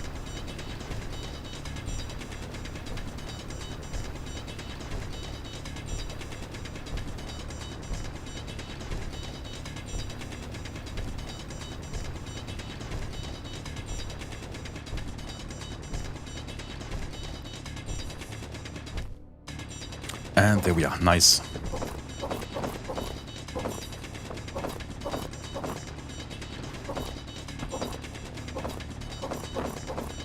Let's try to get not too much of the cobalt. Okay, maybe a bit more than 195. 195. That's a bit.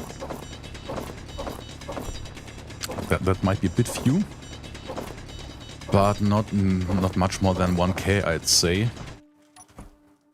And there we are, already at 2K.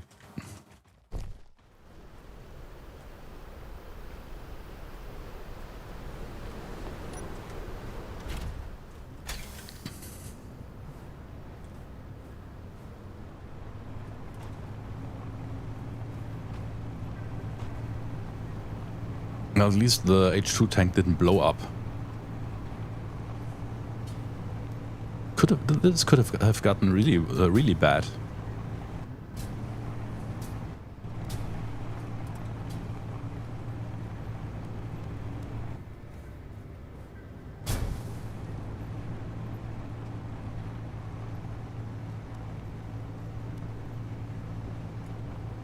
I still love it.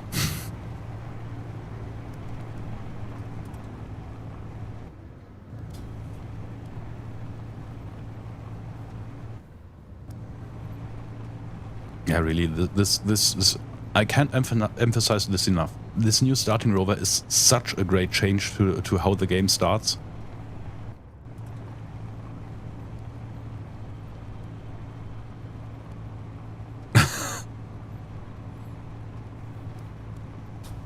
Hey Svenna, nice that you came over.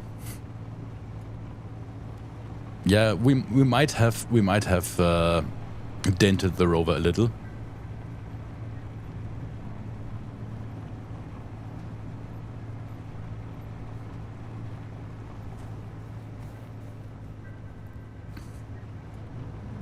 Yes, you can customize basically every color.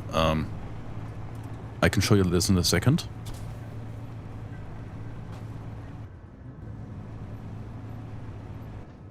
Just going to get the rover back home.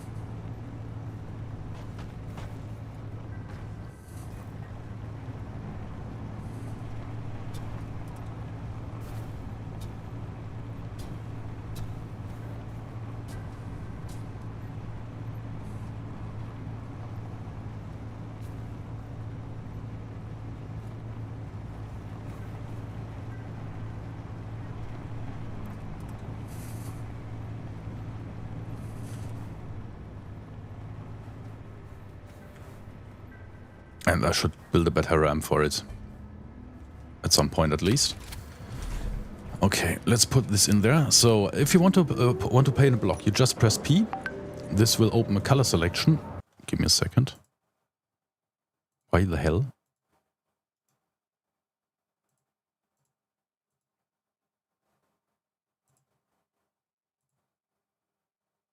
And I need to sort some windows. Okay. You can press P, then this will open a color selection, so you can basically get any color you want. And you can also select a skin you want to use. For example, this right now I have the battered armor skin, which looks like that. I can say I want no skin, then I have the clean armor. I can also select. I don't know why people want to do this, but I could select also a camouflage pattern. Or we have those nice headed armor stripes we can use for markings. So there's plenty of different skin and color variations you can do. Which also works quite nice as if you're using the Retro Future armor with a very bright gray or even white.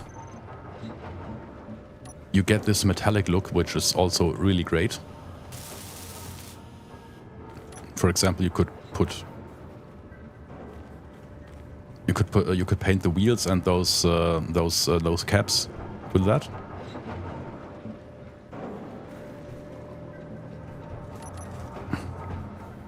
So Ripper, good afternoon.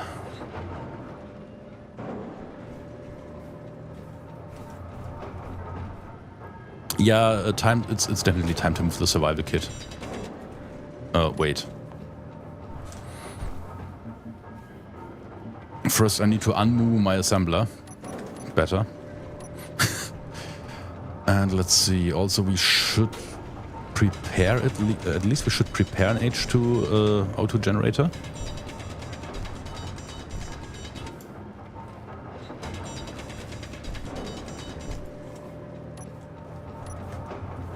How about steel plates? There are some.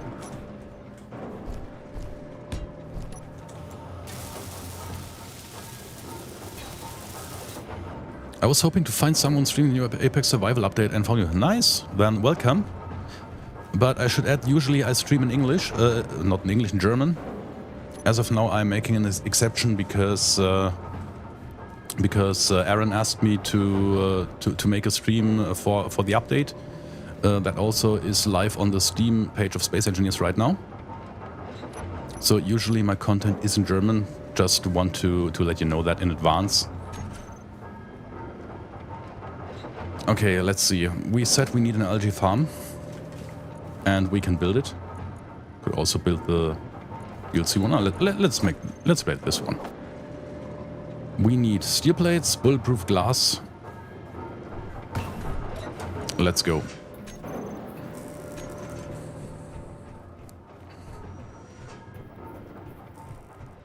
And I know I could also make an... I could also make a tracking tower. But for now...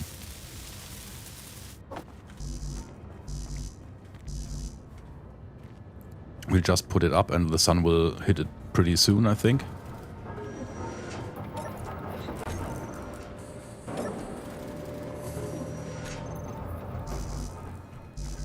Oh, I can't run anymore because I'm too hungry already.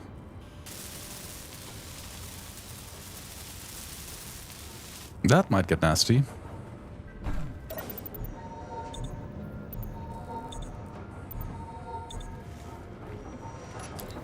Maybe we have to... Yeah, we have 9 fruit. It's not much of an issue. We can eat some of those. At least in order to get us back into a state where we can run.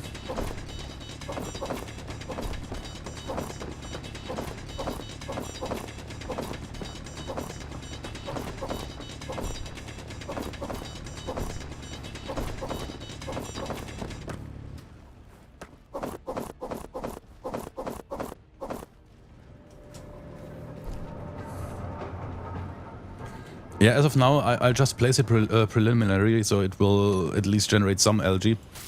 And then we are going to maybe just build one first. And then I'm going to build a tracking tower anyways. Probably on top of the hill. I might need some kind of trail of steel plates to do so. Oh, I'm getting cooked. Nice.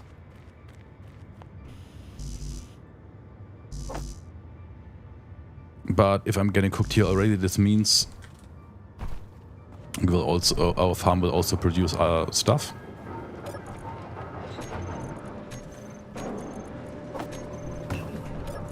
Oh, come on, give us a good part. Give us the good parts. Steel tubes, construction components. There we go.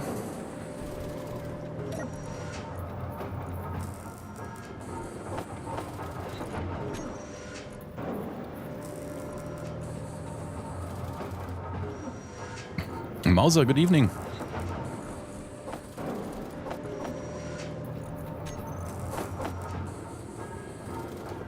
Yeah, I know I'm hungry.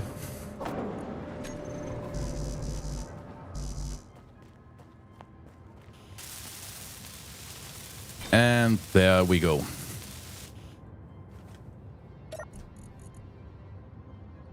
Efficiency level goes up. Next output in 8 minutes. 7 minutes. Nice.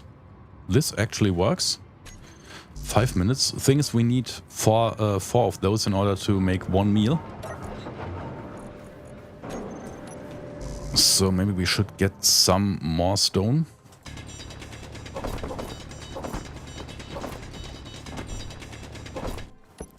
And also... I think as long as we have like three fruit left, we can eat those. We have enough.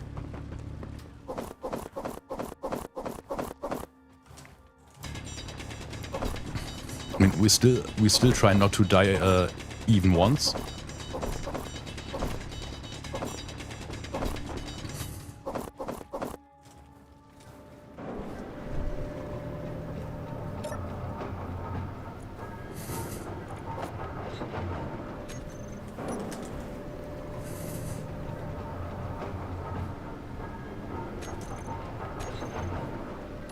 And maybe we get enough parts to build another one.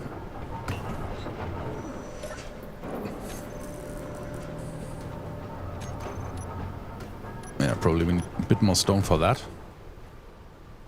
So much for I don't want to dig that much stone anymore.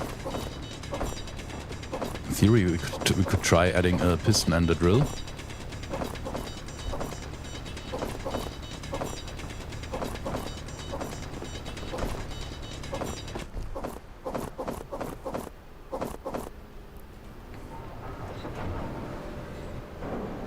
And we also wanted to make a container.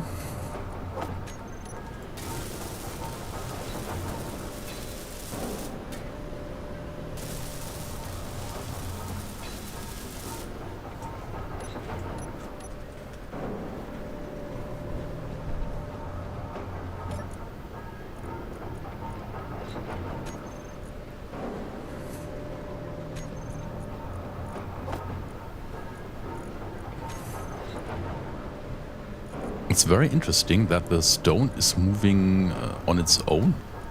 I mean, it's not like I have a script that would sort everything over. Or maybe the old stone was just consumed faster than I could produce it. That might be it. Can I dig ore with the V100? Yes, you can. Of course, you can use the basic hand drill to just dig anything you want. The difference is the better drill has, as far as I remember, it has a better ore detection range, and the chunks you get out are a bit larger.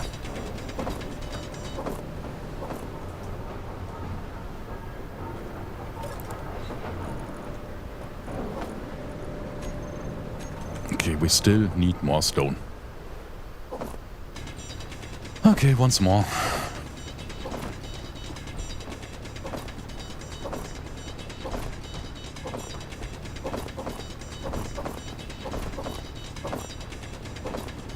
And in terms of vehicles, you just have one kind of drill. There isn't a tiered system like you have with hand tools. And the new drill that came with the latest DLC is just a visual variation. So in terms of how fast and how much it can dig, it doesn't make any difference to the one we already have. But it looks great.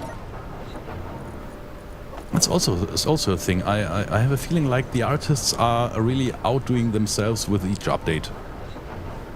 Still, with each update they manage to build even more impressive and cooler looking blocks than in the updates they made before. And this one is no difference at all. I mean, the new food processor looks really awesome. I really like it.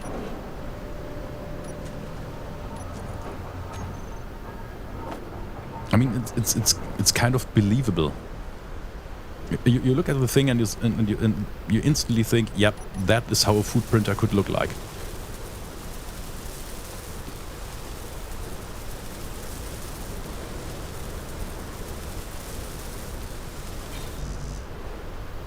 Okay, and we have 2 farms. Let's see if the first one already has something. 1. Okay, that isn't much. Sure, it's better than nothing. Wait. You are not throwing any shade on my LJ farms. Goodbye.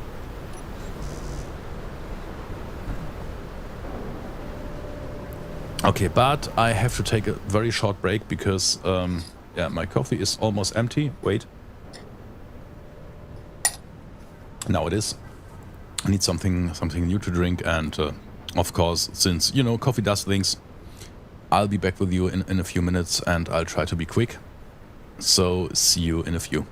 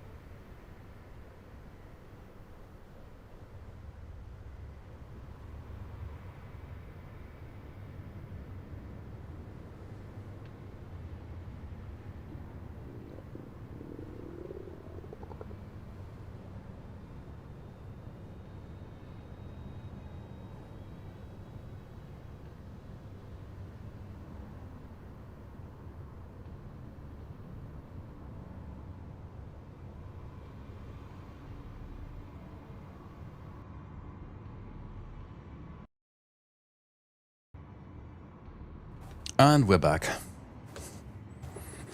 Okay, we didn't die, that's good. However, we might do soon. Okay, this should give us at least some time.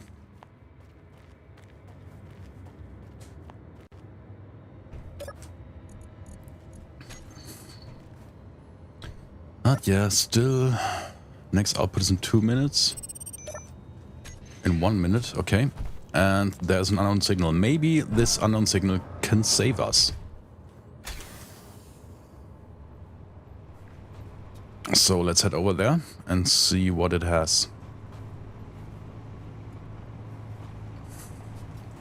Also, one more fruit to get over the 20% so we can run.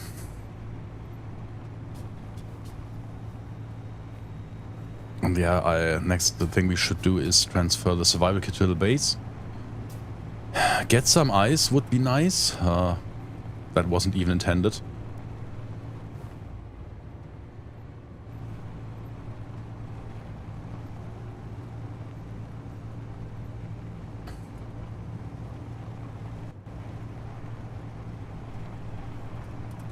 I was just thinking if there was a building on top of the hill, but it was just some trees. Okay.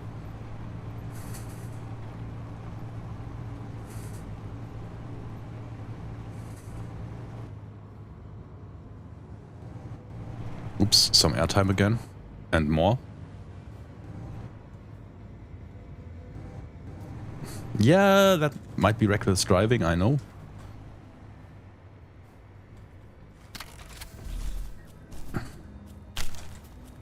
And more fruit, nice.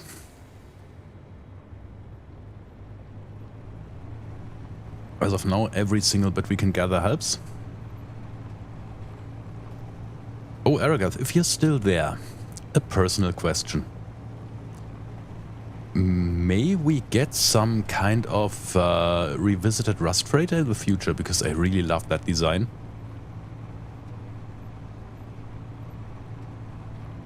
And I have to admit, I'm kind of missing it now that the ships have been overhauled. Not that I'm against the overhaul, don't get me wrong, because that was definitely necessary.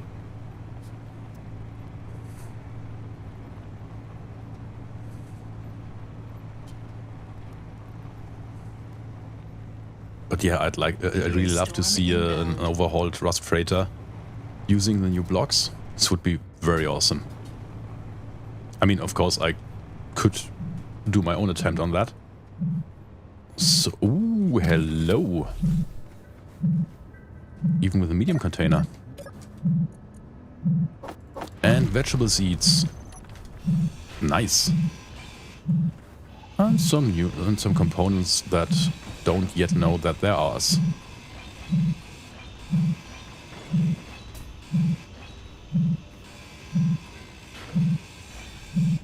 No, the game doesn't have a minimap. I think there was a mod, but I'm not entirely sure about it. But as of vanilla, there is no minimap.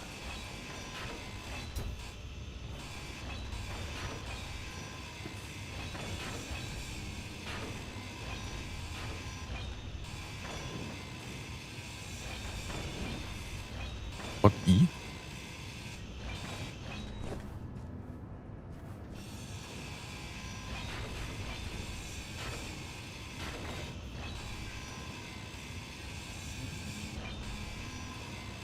Oh, nice. That's heavy armor. Means we should now have 4 metal grids, which is just by accident enough to make a small cargo container in large grid. Okay, that was helpful. Still, we need ice.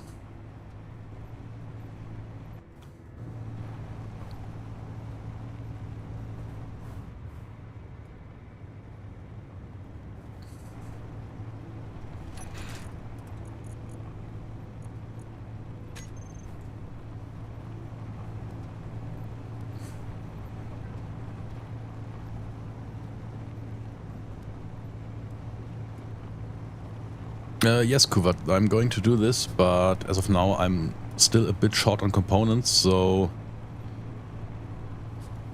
there will be a tracking solar tower, also for not only for energy but also for the farms.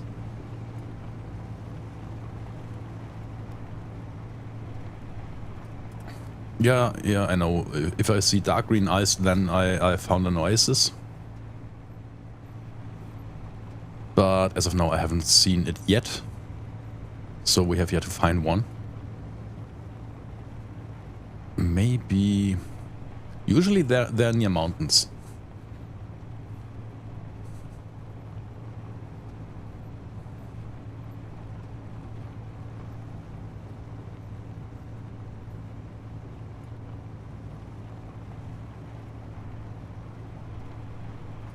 And also, before building a tracking tower, I want to extend the base to the upper side of the hill.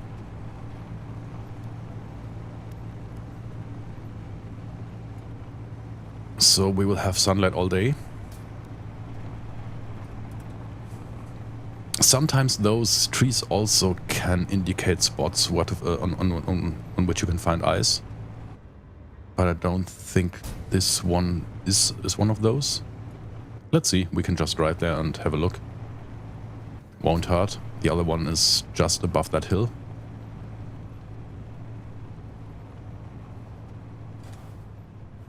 Okay, this is nickel.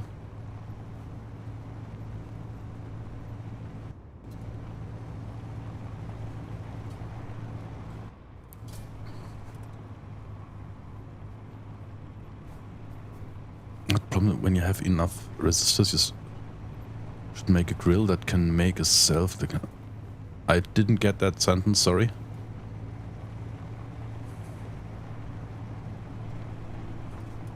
Silicon, not what we need.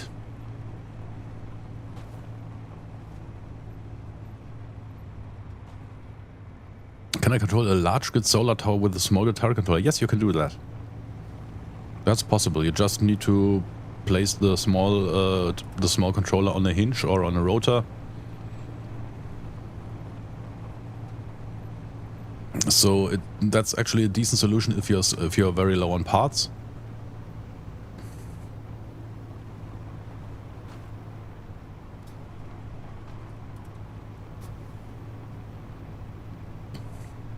Iron.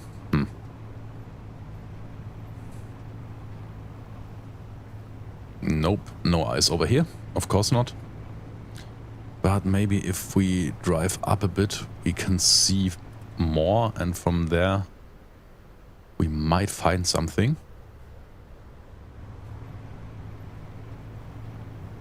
Still, I should zoom in every now and then.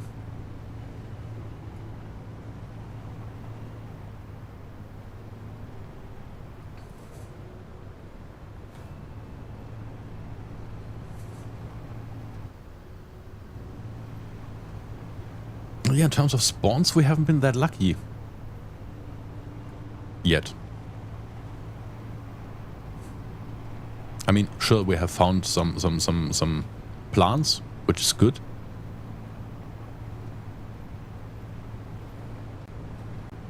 But no wrecks, just that one military barracks. Unfortunately, we aren't prepared for attacking this. There's another unknown signal. We can go for this. Other side of the mountain, of course. Nickel.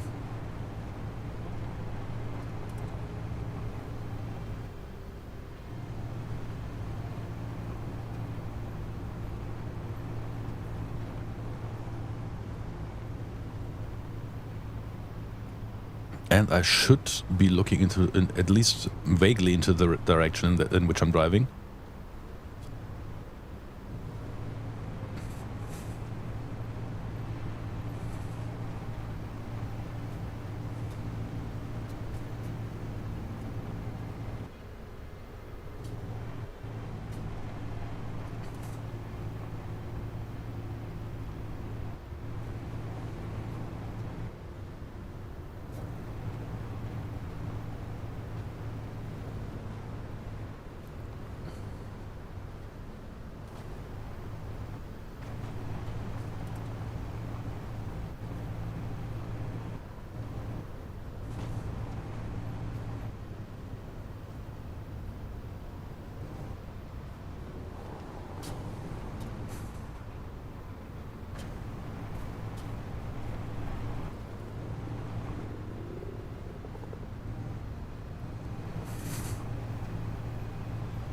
Yeah, unfortunately, I'm having a bit trouble deciphering what wind camp. What you mean wind camp?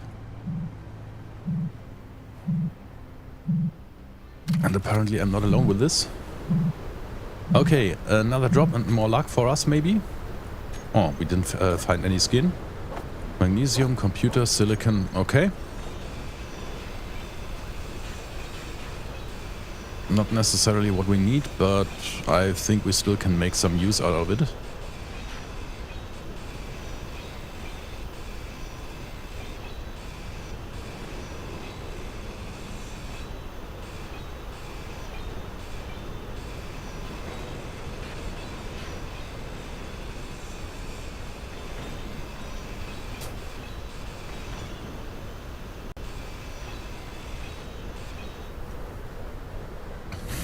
And I guess we are getting into another storm, at least it sounds like.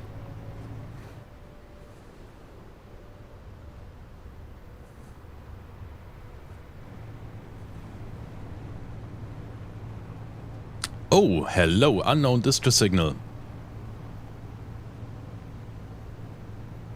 This might change things.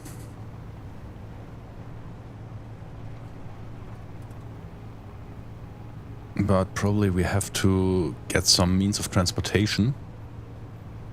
Because it's about, what was it, 4 kilometers? Meaning in total we are somewhere around 10 to 11 kilometers away from our base with that.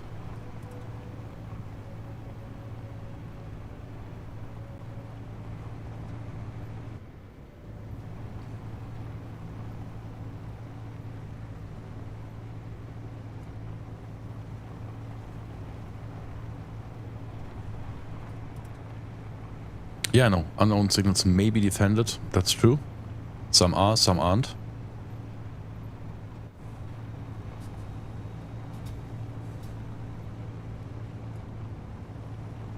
But I hope that we might get a bit of luck right now. And yeah, it could also be our doom, that's true, but I guess that's a risk we have to take.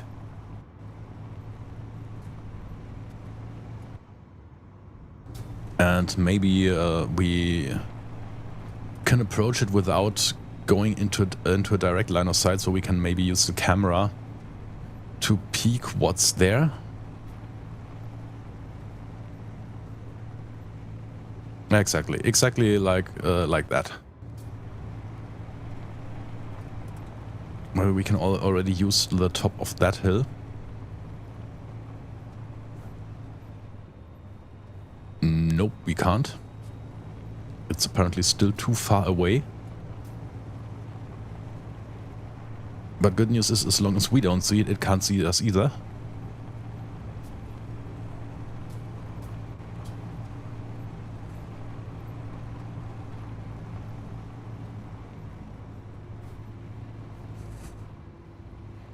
Oh, that might actually be good. Because there's still a hill in front of it.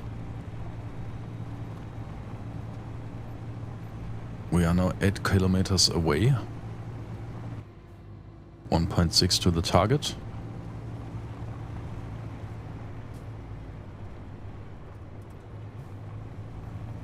Yeah, okay, you mean a self-building drill. Yeah, you can definitely do that, but the thing is, we basically have just started and we don't have yet the resources to do such a thing. Also, the mechanics behind it are a bit tricky. And I know that because I have already built a tunnel boring machine in the past, which basically works the same way in vertical, in horizontal. Okay, what do we have? This looks like it's unarmed.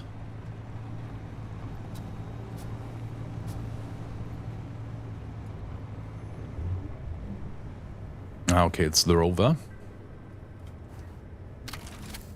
Which is really good. Okay, GPS, rec. And the next thing we want to do is hack the air vent. And take over the grid. Oh damn, I can't build air vents yet. It shouldn't be much of an issue. Then we are just going to add a button panel. We can't build that. What do I need for button panels?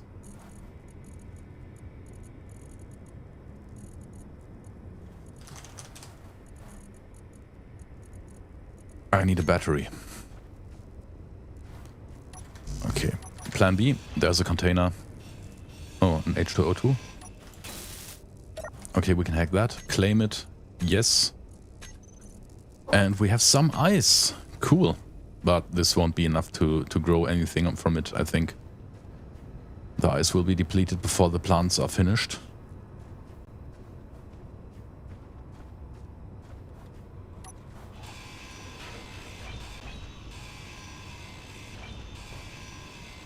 Game. Why so laggy?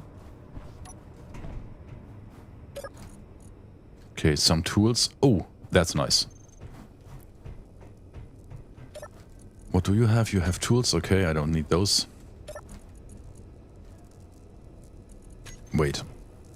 That was the armory. Life. My sister was having her first kid. I was supposed to meet him. I'm not supposed to die here. Poor man. Yeah, I don't think we need the tools. But this will help a lot. Because lasagna has a very high fill value, so eating it will fill our food bar. Probably above 80% now. Which is very helpful. What do we have here? Some... yeah, okay, that's down to basic parts. What's in the container?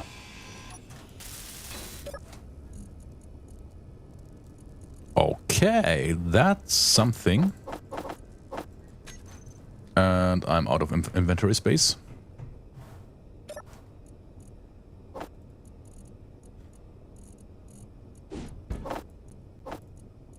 Okay, I can't even take the rifle anymore. Maybe if I put some construction components away, yes.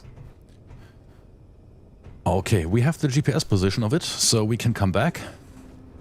And just to be sure, I have claimed the grid, right? Yes, I have. Okay. So, this means if we come back with something that has some cargo space, we can go for the components. Is this planet available in the game, or is it a streamer-only planet? This is a planet from the vanilla game. The only mods I have installed are a few quality of life mods. Nothing which changes the world in any way. So this is the planet Pertam. And I'm actually a great fan of it because this planet is just awesome for Rover-based gameplay. And it's basically the last planet that was added to the game. And it's really cool because it has nice biomes, it has a very diverse topology.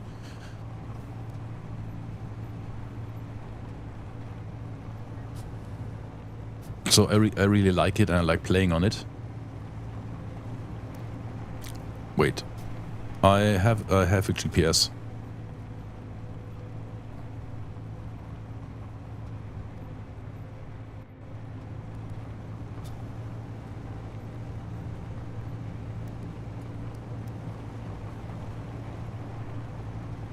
I mean, that thing could have spawned an hour earlier. Would have probably saved us a lot of trouble. But hey, at least it's there now.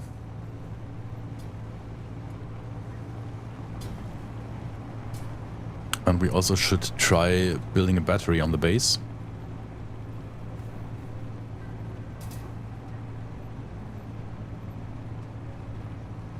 But first of all, we need a cargo container so we can drop off stuff. Then we should go for the O2H2 generator.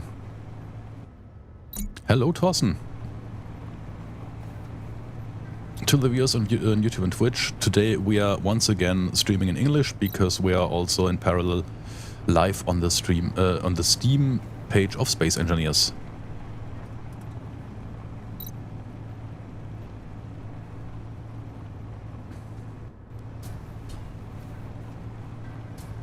Okay, let's see.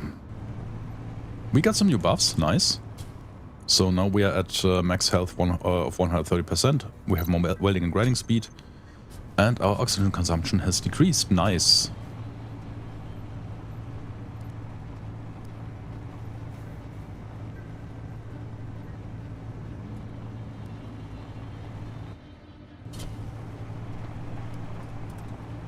Let's see if we are going to. There's one issue with this base of the Rover. I will have to grind down parts of the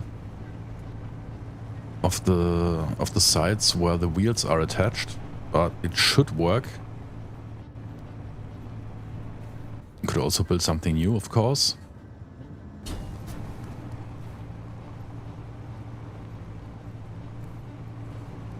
But yeah, I guess we'll make it like this. We will transfer the survival kit. We will also clean up the side so we don't have the air vent anymore. Or I will move the air vent to the front so I can pull in oxygen from there. And then I shall have enough space to add 2 medium cargo containers. I know this isn't much, but it's better than nothing.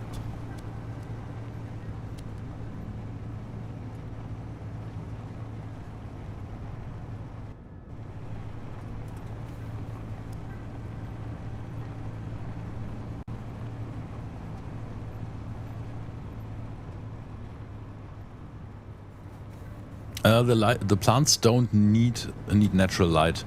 The planters actually are technically not only planters but also lights. They provide their own. And you can even change the color of it. To be fair, I omitted it in my video about it.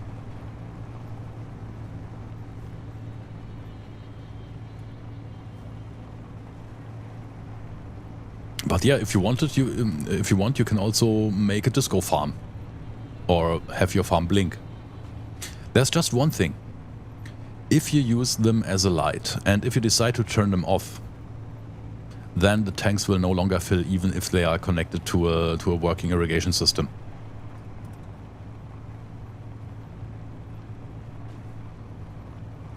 Oh, look at that. We have some more fruit, I think. Yep, it's more fruit. Nice. You are coming with me.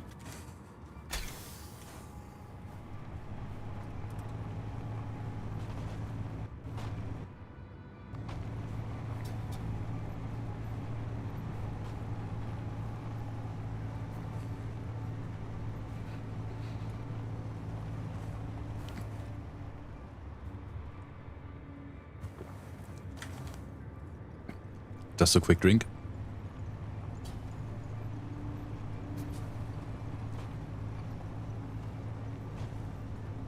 But they need to be that way. I want to farm inside an asteroid. Yeah, in that case, you won't have any issues.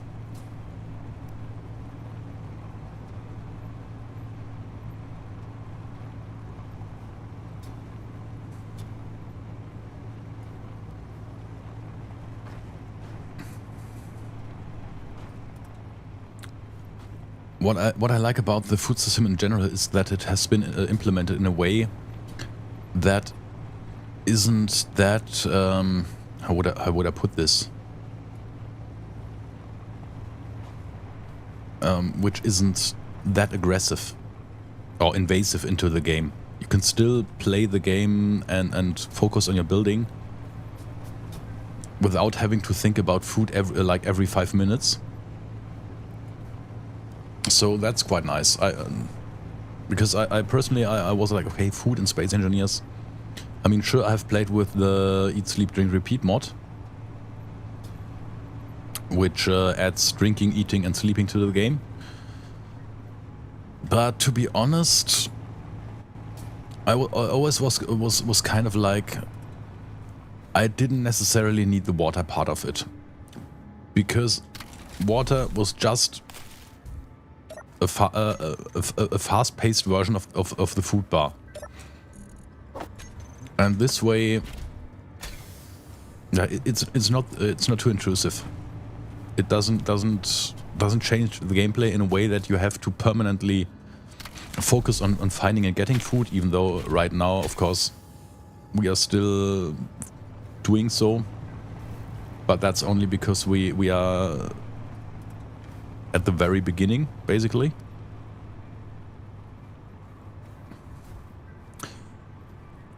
We should be able to get the parts for an irrigation system, but before doing so, we would need some sort of airtight space. Because right now we have heat level Inferno, and if we would start a farm with that, this would pretty much kill everything we want to plant.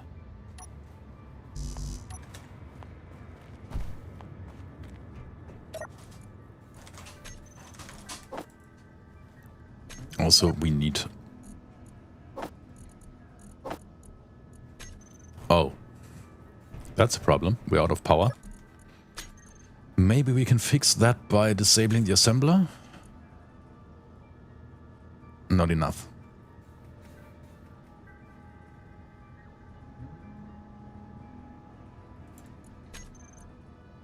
Even disabling the farms doesn't help. That's bad. And I don't think that those 2.7k of ice would be enough to... Yeah, we have absolutely no power right now. That's a problem.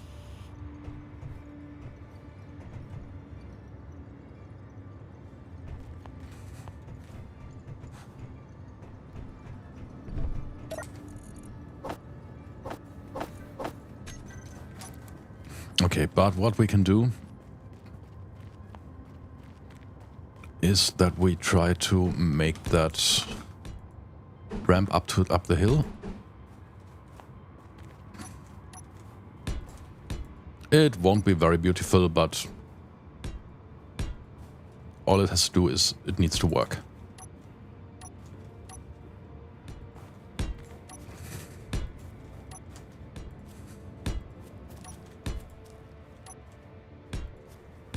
And maybe not look too shabby at the same time.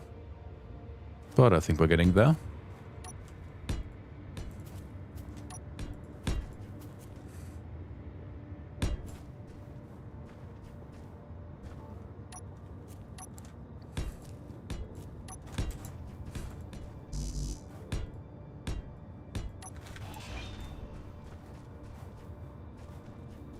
Let's see, how much will the top? Okay, there's always another top, of course.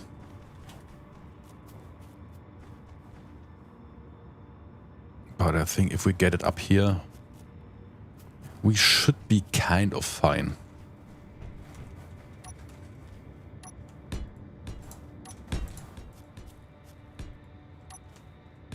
Of course, right now the last thing we want to have is getting attacked.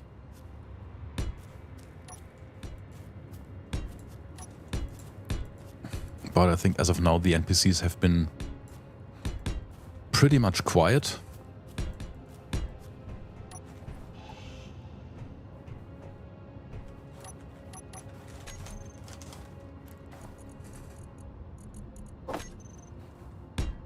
So we can start by adding a rotor. Also, since our hydrogen has been accidentally depleted, we have to get a bit creative and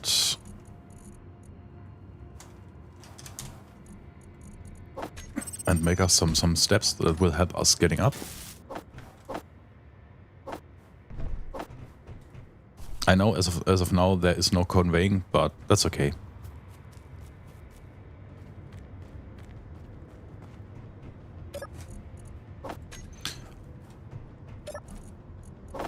At least we have some food now. We can put those into the survival kit. And the survival kit can build us a meal pack.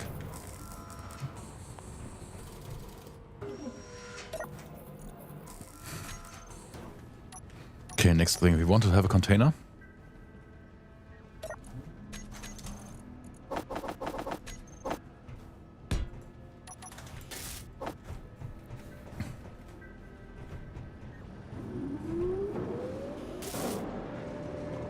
Okay, we still need small steel tubes and the wind is going up. Nice.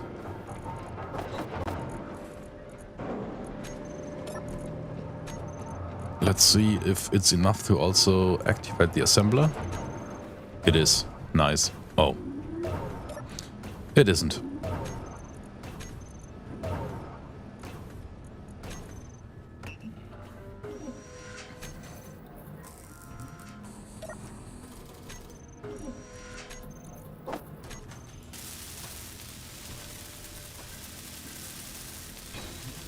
And we have a way to store our stuff. Nice. What do we have here? Some magnesium. Some other parts that I need to get out of the cockpit because they can't travel through the small connections. I think you can buy and sell food at outposts. I have a new mod idea. Coffee bean saplings. That might be an idea.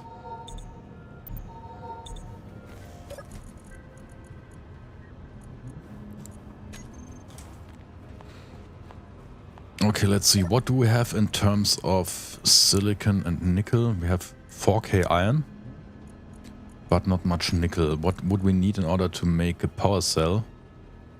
Way more. Way more. Holy.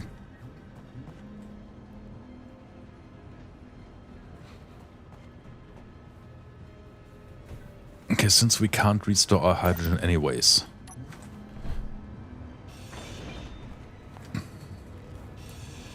Let's dismantle the survival kit. Try not to die as we transfer to the other side.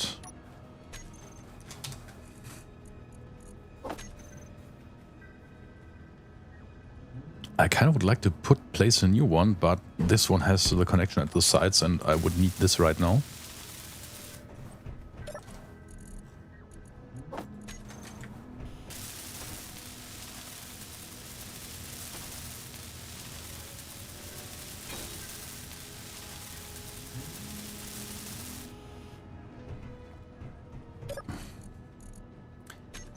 Okay, then we have to make 80 power cells somehow. Where was that nickel? 1.9 kilometers. Okay, we can do this.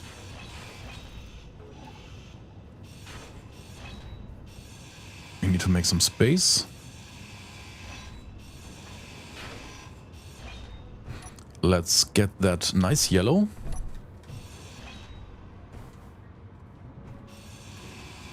Okay, this will definitely detach gyroscope.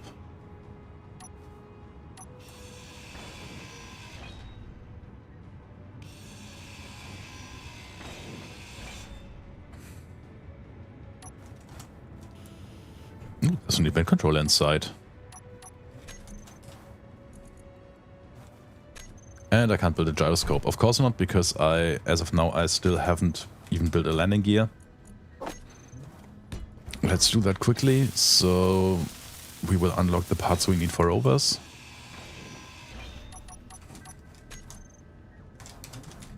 Then we need some sort of cockpit. And since we are a bit low on the resources side or the component side, we'll just use a remote control.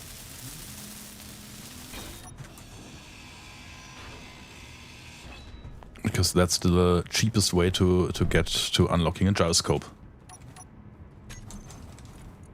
And there we have it. Let's place it on the battery, because if the battery dies we have a completely different problem. Okay, the tank is attached to the cockpit. I can also put my air vent at the side here, which might be maybe nice, but we can't build that because we haven't built the O2 generator yet. Also, the small version of it should be sufficient to unlock everything. Give me some large steel tubes and we should be good to go. You know what?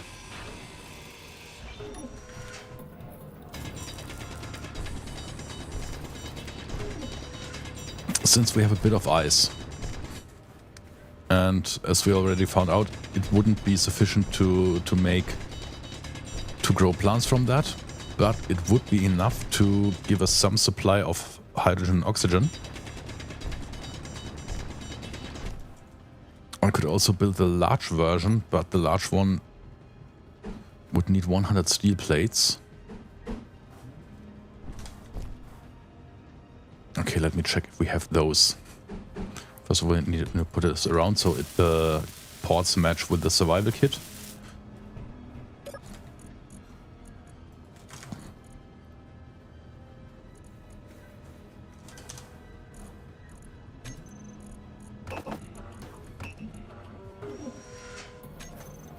Yeah, we can build a large one. I just thought about adding a small one via a hinge, but let's build a large one.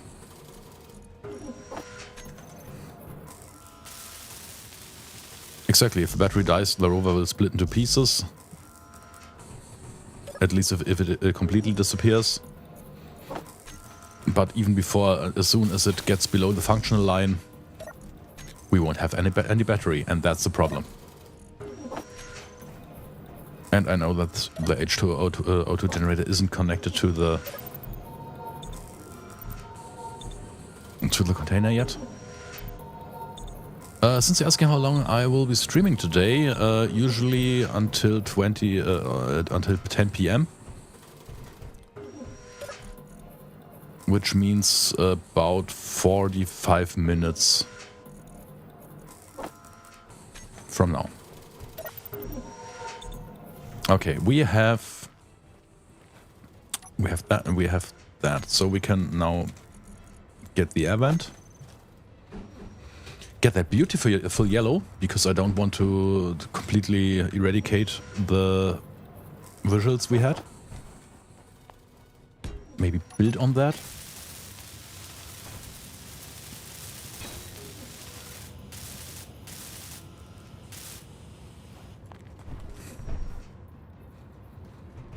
And I know this won't be connected, but it's okay. So we can either use the medium cargo container, which in terms of, I think in terms of space, this is the best we can do.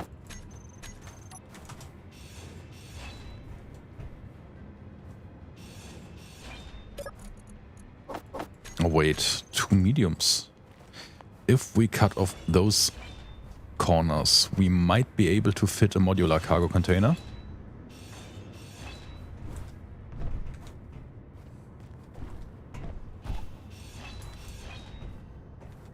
Just have to disable this.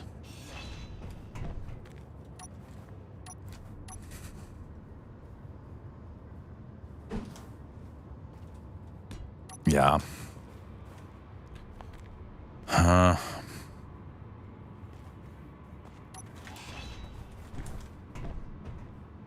I can't overhaul it completely because then I would have to erase the oxygen tank. Okay, come. It's okay. We will be okay. We'll be fine.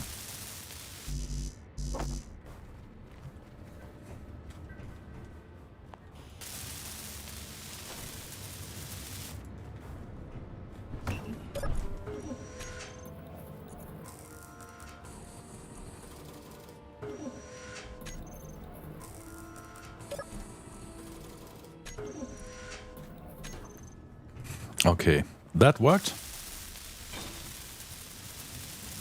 We have a container.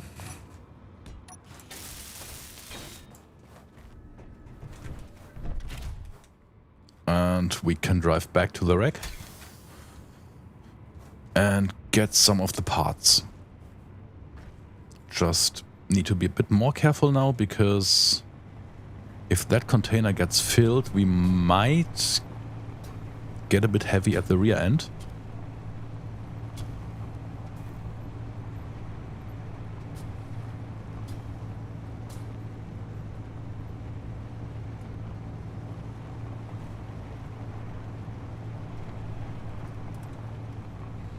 Yeah, Bärchen, as of now we are a bit too low on parts in order to go into the art department, and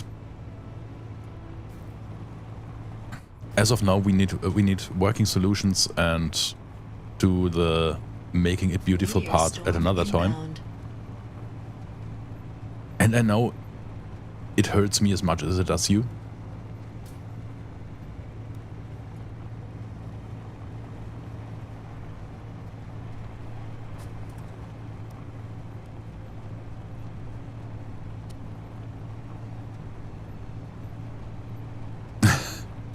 Thanks for that.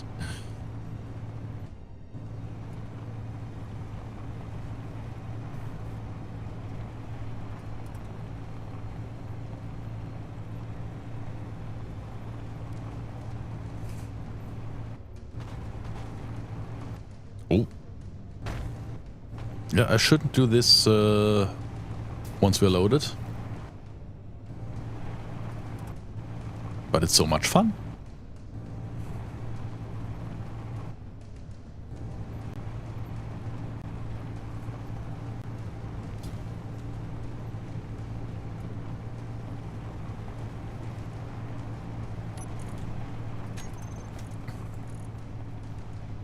I think I can decrease the power draw of the gyroscope a bit.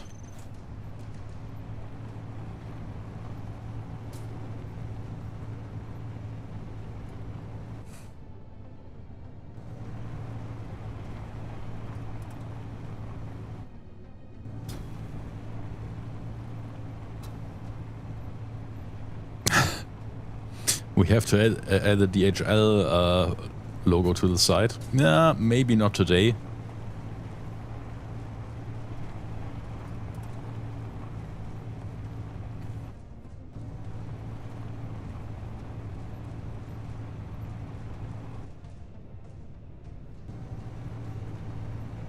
I know that I'm supposed to be driving, not flying, but yeah, things happen.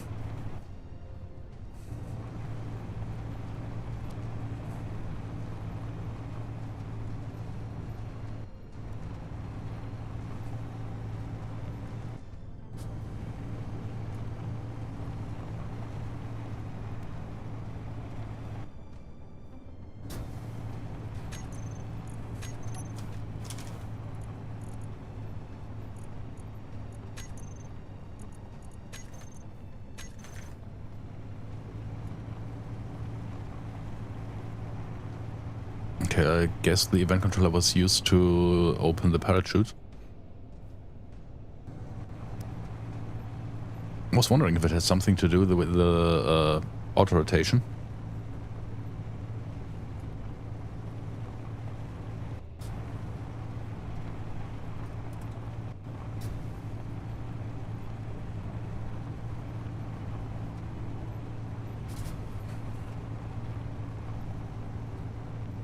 Okay, but so far we haven't died.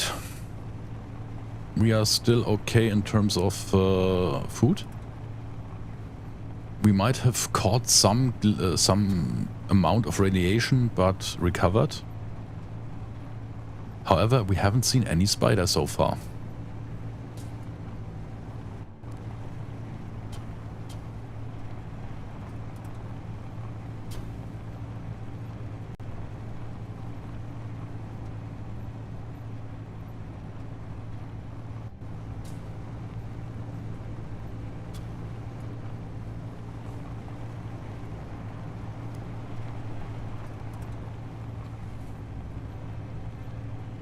I think I would feel better if the container was maybe one block more to the front.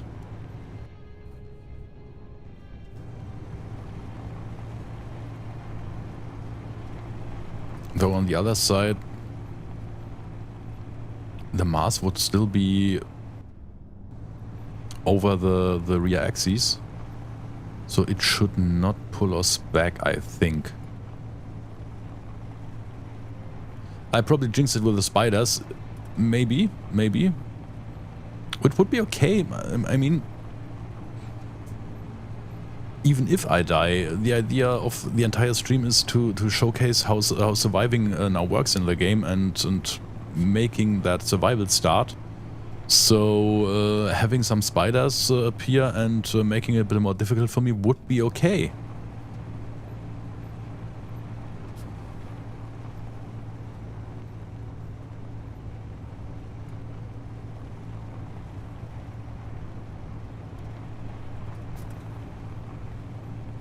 And also, it would probably mean we can get some meat.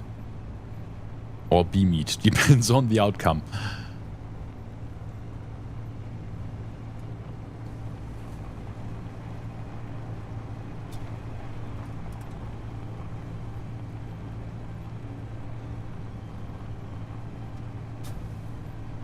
And there we are.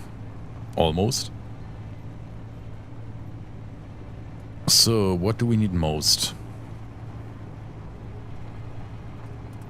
Basically everything, I know. I think there was some... were some ores in the containers. Maybe we should get those first.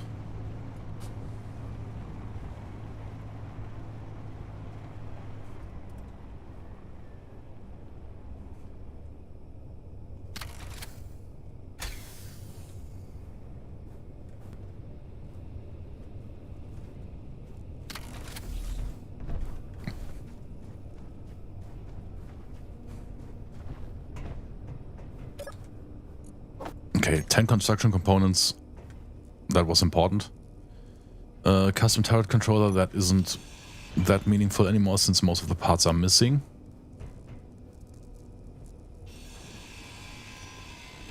Sleep well. I don't need those tools, definitely not. Some motors and large steel tubes, I think that's fine. Ah, damn it, a refinery. Unfortunately, it's down to a few hundred metal plates, so it's not that important anymore. A beacon, okay.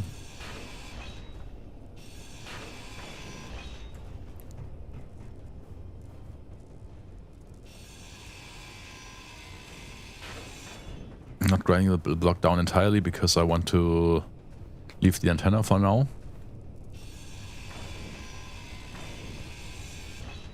Vent is nice. That was the O2H2. We can take the parts from it.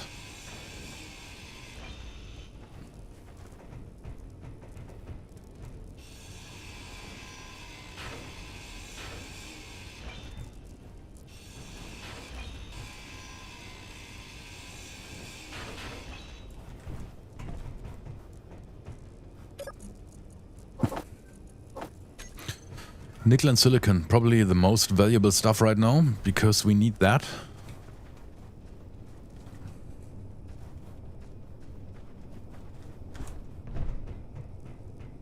Especially the nickel.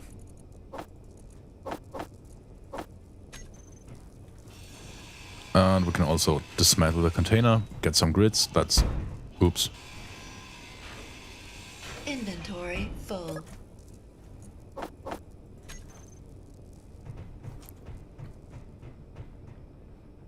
Do we have here a few computers? Not much.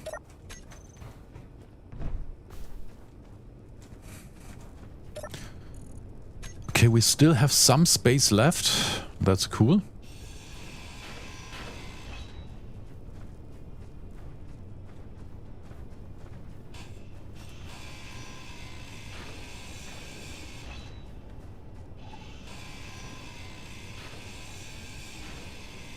But let's be honest, there isn't that much of value left on this thing.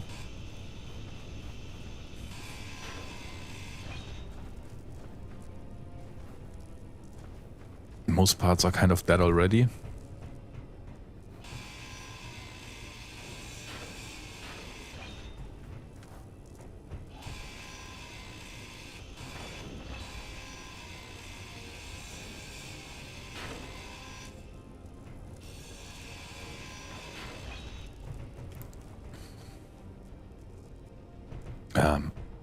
I mean, most of it is already down to construction components and steel plates. Sure, it's nice to have them, but we can build those on our own.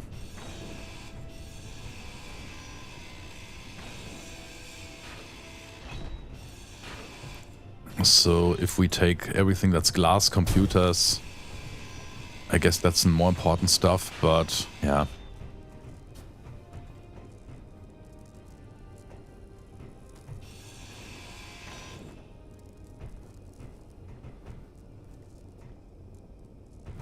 Okay, let's get the stuff home.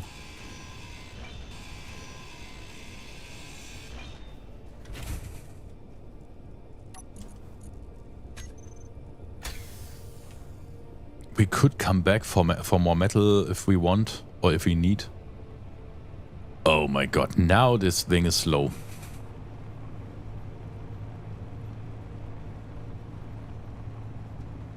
Which also means once we get it to speed, it will take a while until we get it back. Not that bad. Would have thought worse.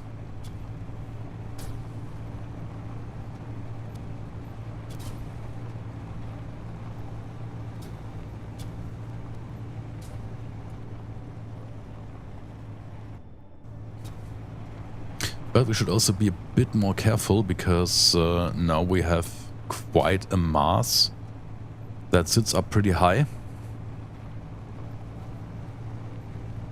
Fun thing is that with rovers you have to think about the distribution of weight way more than if you just have a atmospheric ship or a spaceship.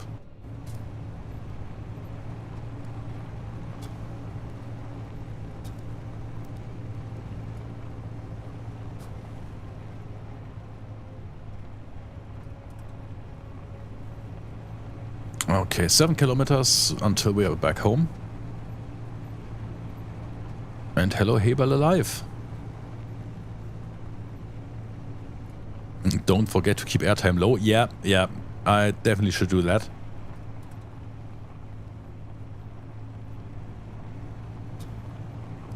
Especially since the container isn't armored in any way, so there's no protection.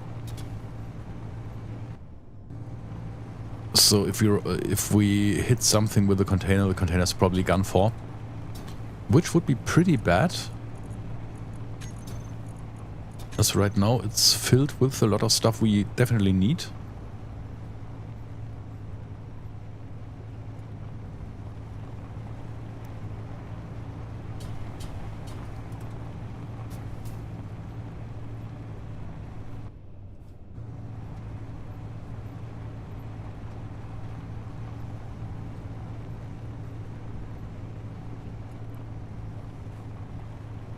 And of course it's dark again, which is a problem.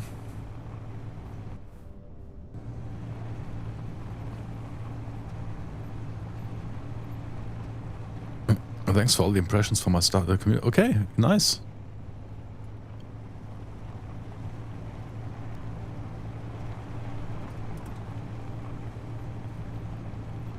Hope you're having fun. Hello, Jack. Yes, Space Engineers content, of course. Space Engineers is a major part of my channel.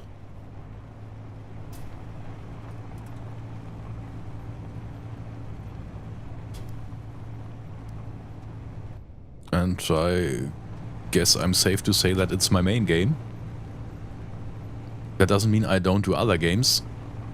But in the end, I think there will always be Space Engineers. One way or another.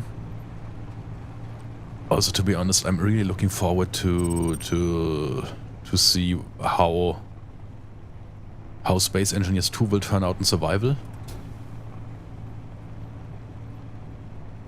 I mean, I don't know if you guys have seen the videos from the planets. They look so fantastic.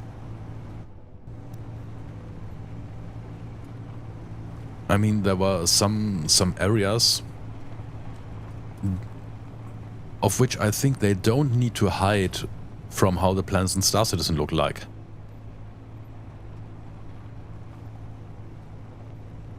And this is definitely a major feat. A lot of airtime. Even more.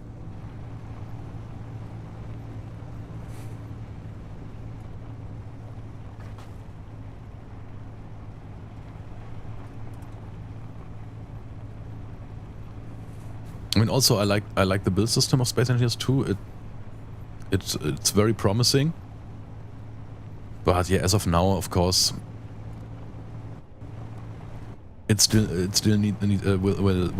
lacks the survival mechanics. And I think once we are there, I can imagine finally covering the game more. And I'm really looking forward to that.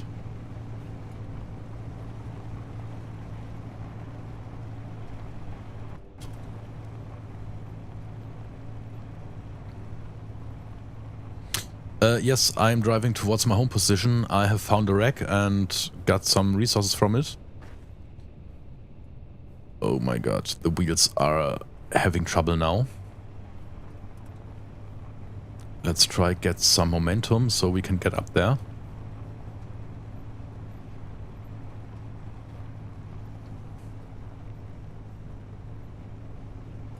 That wasn't a bush we can forage.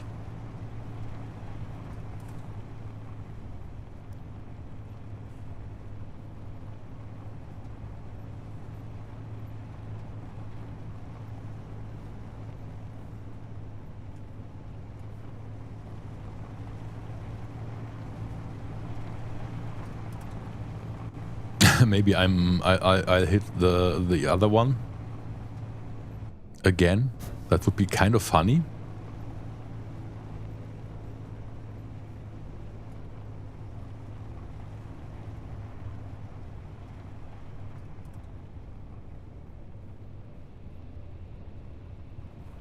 But as of now, I'm barely moving at all.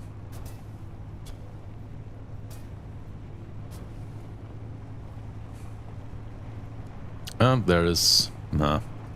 I don't want to call it a base, because...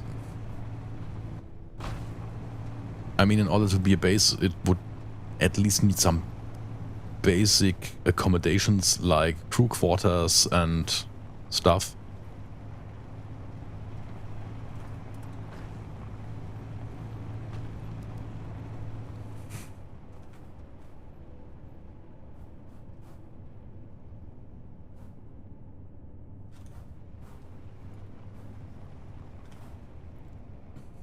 And maybe a decent ramp for the rover to get in.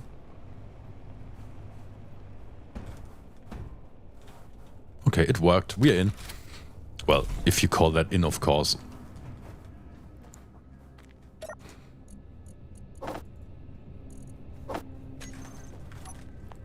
But at least we have some steel plates we can build with.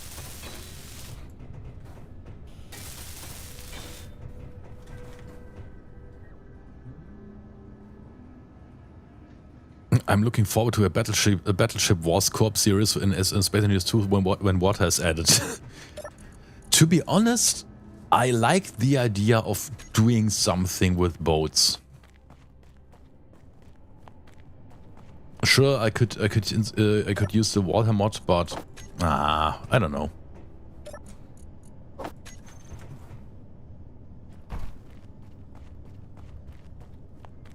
I guess it's more feasible to wait for the water that is going to be in Space Engineers 2.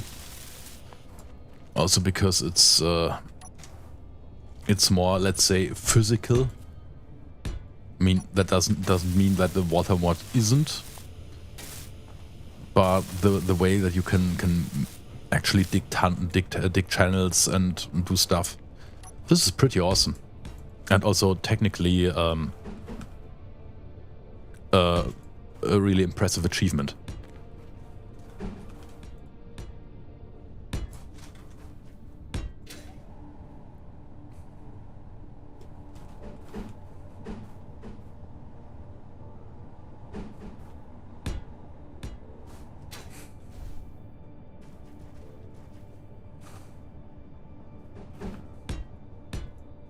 Okay. We haven't welded it. We maybe should do that, or we might break it when we run over it.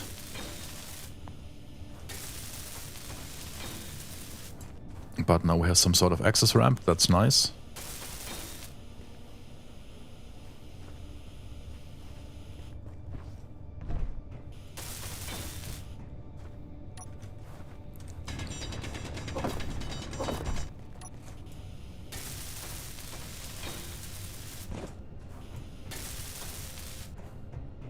And we're out of steel, of course.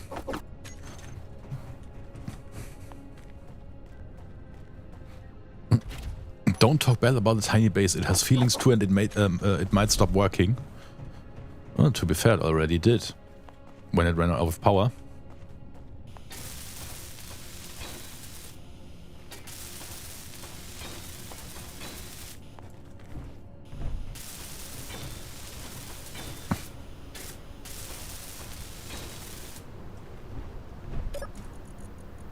Okay, let's get the nickel and the silicon into the refinery, so we might get enough stuff out.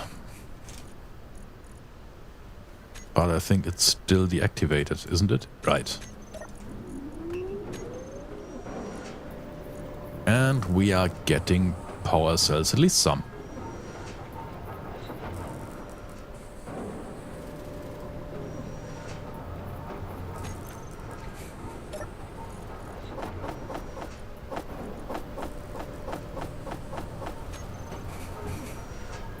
Then we're filling everything into the container.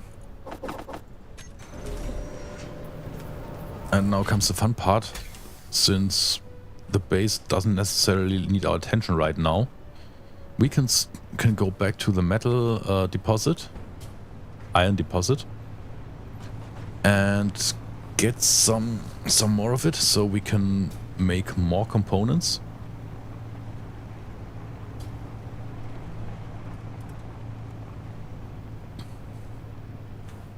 Oh, there we are.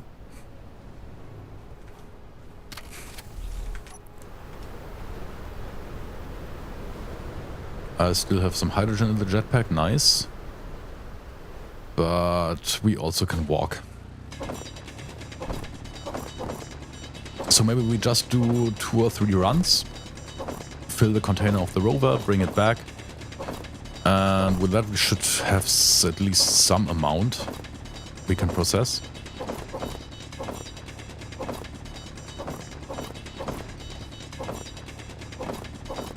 Do we have early survival, Apex Survival Early Access, or is it already out? It's already out, Jack. The update has come online yesterday, and you can also buy the DLC pack if you want that. So it's public now. I mean, sure, I had a preview version, since I made a preview video about it. But this is the current version of the game, as you would download and install it. No preview, nothing. Just the good old vanilla game. Well, okay, since it has just been patched, I don't know if the good old is the right description at that point.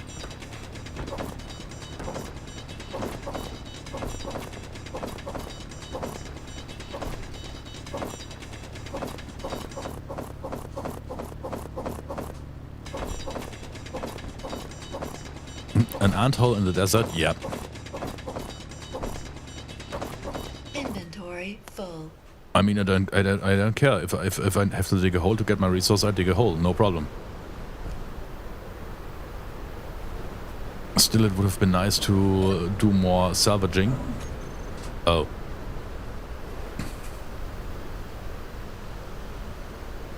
Once again, I'm being struck by French cheese. I don't like being struck by French cheese.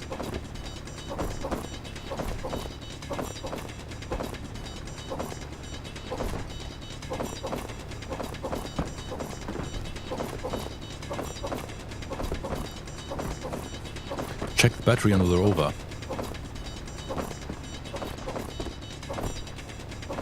Okay, I will look into that. Inventory full. Maybe we should try to add a small connector somewhere, even a medium one.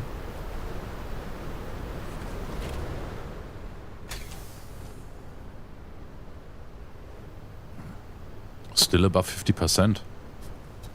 Should be okay.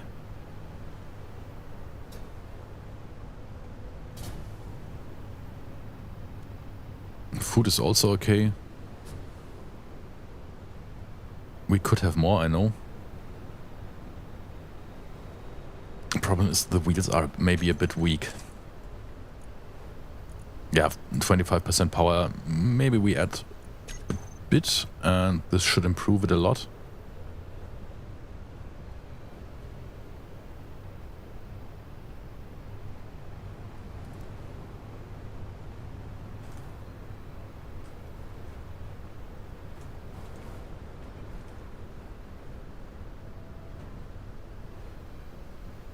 Holy shit. Oh. Oh, no you don't. You don't. Well, that went awesome.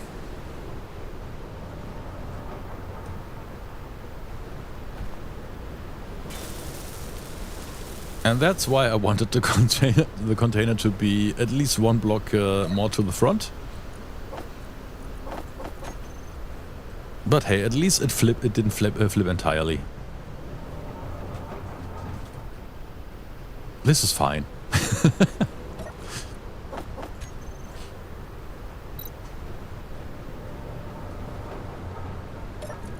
The art of parking. Nice one. Okay, let's order this a bit. We want the nickel and the silver. First we want the iron, then we want the stone, then the nickel. Okay, that should do.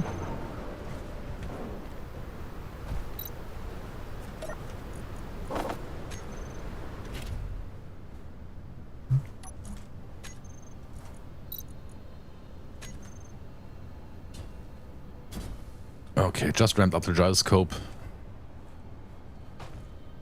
And since we unloaded a good part of the container, we're back in business.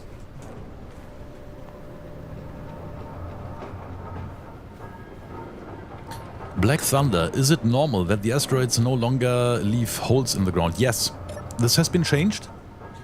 As meteors no longer create craters, they no longer leave trace amounts of resources. They are still doing damage if they hit something, and also the way they travel has been changed. They no longer go like kamikaze to where the player or the player builds are. They move more randomly towards a position that is somewhere around the region where players are in. Adding a third axle to the rover isn't an option. It is an option, definitely. And if we had more time, I would pretty much do so. Maybe I'd also cut out the wheel and add another battery. That might be a good idea. And then once that's done, we could add another axle of wheels. But yeah, not for the like 15 minutes we have left. As of now, I would rather like to at least try getting some sort of farm running. However, this might also be a bit tricky in that time. We can at least try. Because what I would like to do is... But we need some more space into this direction.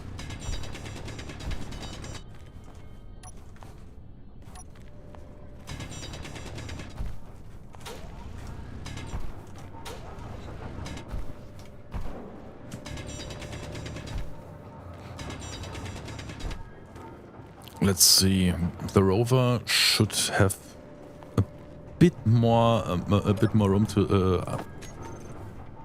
So I don't want to place the next block here. I think this should be more than enough.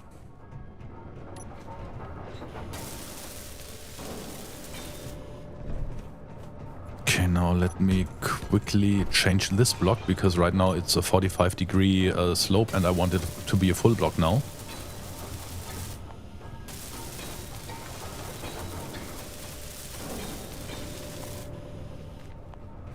Okay, now we can walk up and create a platform here. Great. We just found out that gravitation still works and apparently hasn't changed at all.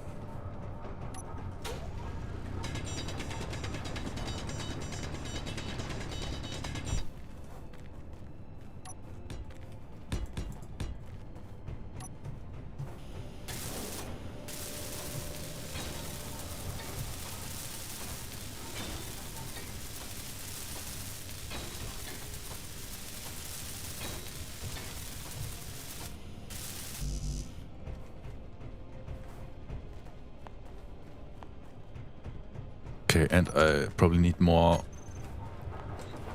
space in my inventory. And steel plates.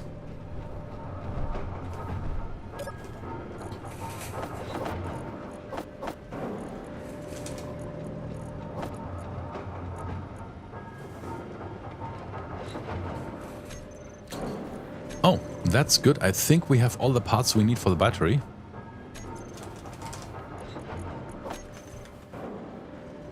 Of course, we are building the warfare battery because it just looks so good. And because it looks so good, I'm going to put it into the stone where no one can actually see it. Great idea. Yep, I'll do that.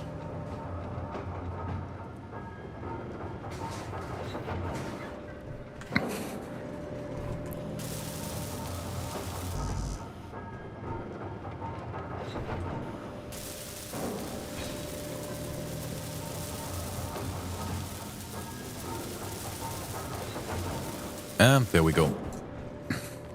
So if we have any excess power, it will now be stored into the batteries.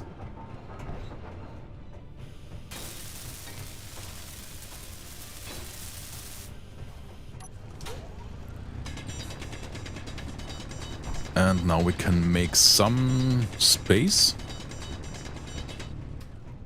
And we can fill this with the reinforced conveyors.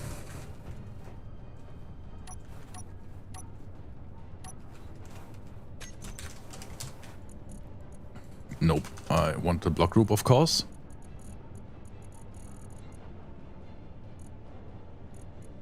Those are the small ones, and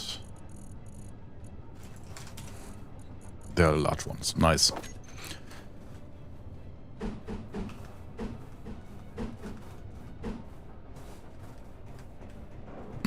Okay, let's see. We need 2 blocks for the irrigation system. We need 1 block to actually attach it, because it has its attachment points at the upper side, which is a bit impractical. And I don't want to bury the block in the ground, so we are going to do it like this. And here we need the C shape, because I want to leave 1 block of space so we can basically navigate around.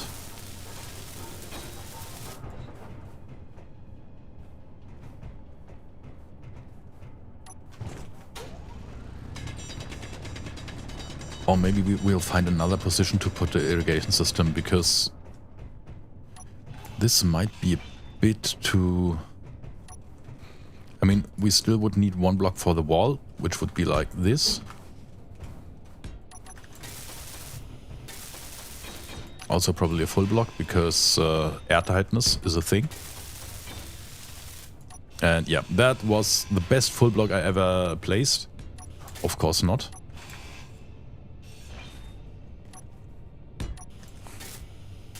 Let's make it 2.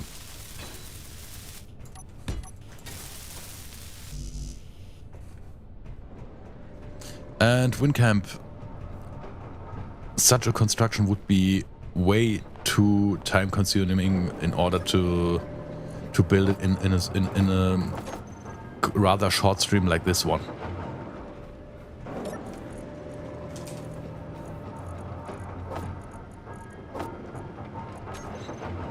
Sure, we could place a piston drill, no problem with that. But right now we are getting more if we just get the iron by hand and period.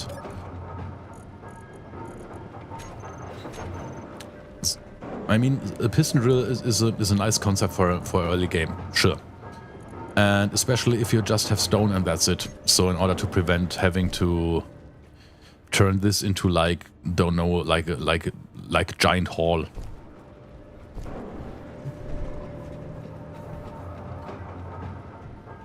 Okay, anyways, we have the blocks and we need some motors, small steel tubes, construction components. We have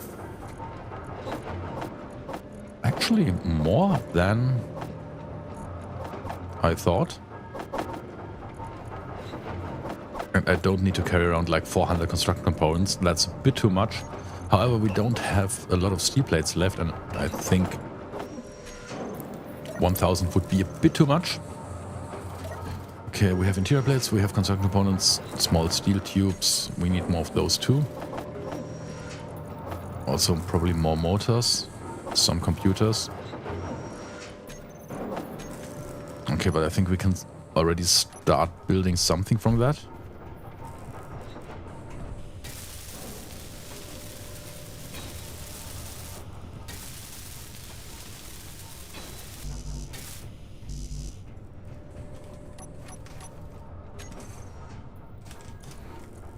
Of course not. Oh wait, do we need the food processor first? I think we do. Because it will unlock the rest. No, gravitation.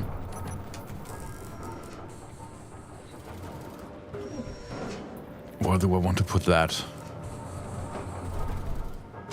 No, come on. We'll just place it here for now.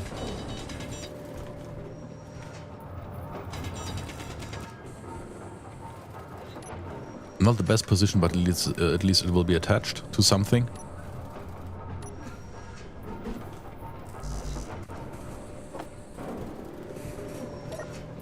And we still need more motors. Okay, then maybe prioritize those for a second.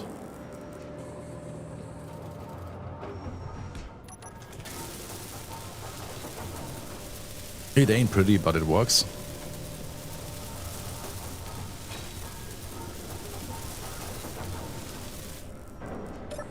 And let's see if we can already build anything. No, we can't, because right now it doesn't have any items in its inventory. Okay, let's see. We'll add the vegetables. We don't add the seeds. We add the fruit. We can add the algae and the meal pack. It's just a meal pack, but we can eat it, or could eat it.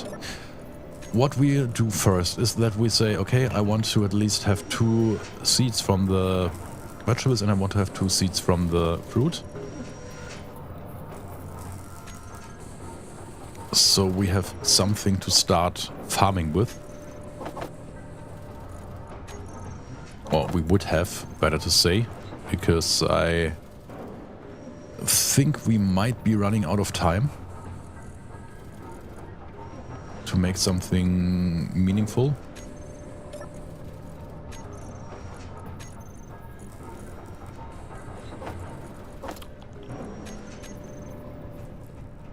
But yeah, at least we managed to remain on Pertam without dying. So I guess in terms of survival, we didn't fail. I wouldn't go as far as to say that we succeeded. Because I mean, okay, we didn't die. You could count that as success, but personally I would have thought we might maybe have... We could have come further into having a base with farms. I mean, we are somewhere around that target, if we say that would be our goal to achieve. But we aren't entirely there yet. We would still need to first we would need to get that airtight. We would need to make some sort of airlock. We would of course need the water, meaning ice, and like I'd say at least 10K.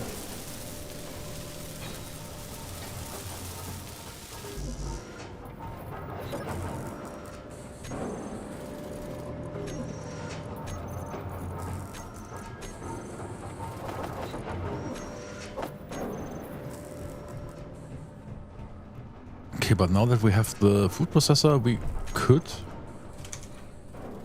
Yeah, now we can build the farm plots. And place them like... Oh, wait. Not a good idea to place them with the block below not having been finished. And I think the best way would be to actually go into the mountain. Or hill.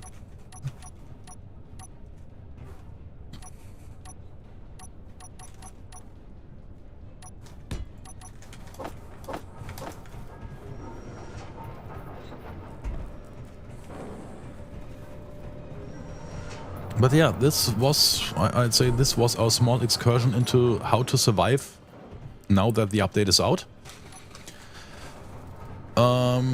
I hope you will have similar or maybe even better adventures, and of course a lot of fun with the update, and maybe even the DLC if you're into cool looking blocks. So I'd say for today we'll call it a day. I mean, right now it's dark already, so kind of fitting, I'd say. And yeah, I'd say to all the viewers on Steam, thank you for having been with me tonight. Maybe we'll see each other sometime soon, I don't know. But for now, I'm out. I'm going to, yeah, call it a day myself. And have a nice night, evening, whatever. And maybe see you soon. Goodbye.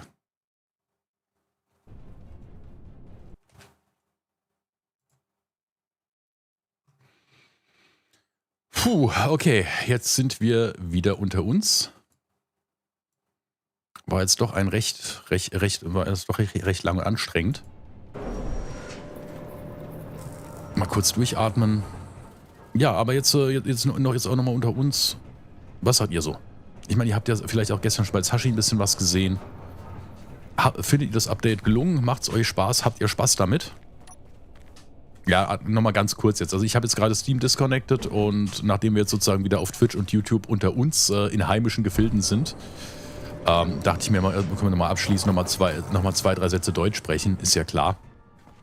Wie gesagt, ich habe ja dann nur deswegen auf Englisch geschaltet, damit halt eben die Zuschauer, die bei Steam zugucken, halt auch irgendwie verstehen, was ich von mir gebe und nicht irgendwie gleich, wie habe ich es deutlich gesagt, sich gleich irgendwie Sorgen machen, dass dass wenn ich jetzt hier irgendwie in Deutsch rede, ich irgendwie gleich in ihr Land einfallen möchte.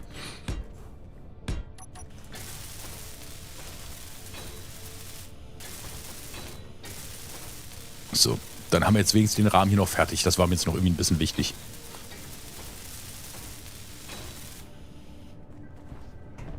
Das ist ja nicht schlecht und vor allem diese Buffs bringen einen echt dazu, wirklich aufs Überleben zu achten. Richtig, das kam jetzt vielleicht ein bisschen kurz. Die können wir auch bis zu 150 hochbringen und wenn die verloren gehen, tut es halt weh. Und es gibt halt auch noch eine Einstellung, die sagt, wenn wir dann respawnen, dann fangen wir halt eben auch nicht mit wieder 100% Energie und sonst was an, sondern dann fangen wir mit 20% von allem an. Das ist dann auch sehr hässlich. Haben wir noch irgendwas zu essen hier?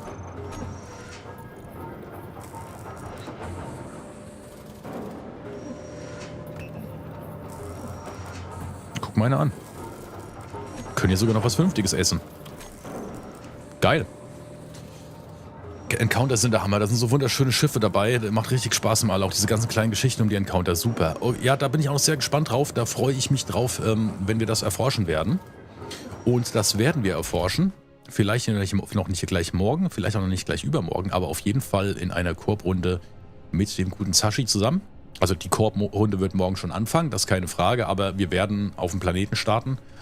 Wahrscheinlich wird es Pertam wegen der Strahlung, weil Alien hat keine, das ist ein bisschen lame. Wir wollen uns vom Spiel ein bisschen dreckiger geben lassen, als ich das heute gemacht habe.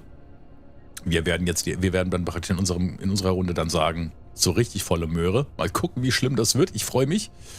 Meteor storm inbound. Ach ja, auch noch. Eigentlich ist recht lustig, ist ja mega Mühe, größten Respekt. Ja, Stefan, was soll ich sagen? Es gab Zeiten, da habe ich regelmäßig beruflich Englisch gesprochen, die sind leider lange vorbei. Ich glaube, vor 12 Jahren oder wann. Und ich bin dann einfach massiv aus der Übung. Das merke ich. Das Witzige ist auch, ich merke auch, dass ich zum Beginn des Streams ist es auch immer erstmal so ein bisschen erstmal wieder den Motor in Gang kriegen, reinkommen. Und zum Ende ist es dann wieder ein bisschen besser. War jetzt auch beim ersten Mal schon so. Und ja, keine Ahnung, vielleicht muss ich das einfach öfter machen. Auf der anderen Seite, ich glaube, wenn ich das irgendwie jeden Monat einmal mache, wird es dann auch irgendwann ein bisschen heftig. Ich meine, jetzt mal ganz blöd, es war jetzt irgendwie, das erste Mal ist jetzt erst 2 Wochen her gewesen. Also natürlich, keine Frage, ich fühle mich mega geehrt, dass ich das machen durfte, weil ich meine, hey, seine eigene Fresse auf der Store-Seite von seinem Lieblingsgame zu sehen, ist halt schon irgendwie witzig. Das muss man so sagen.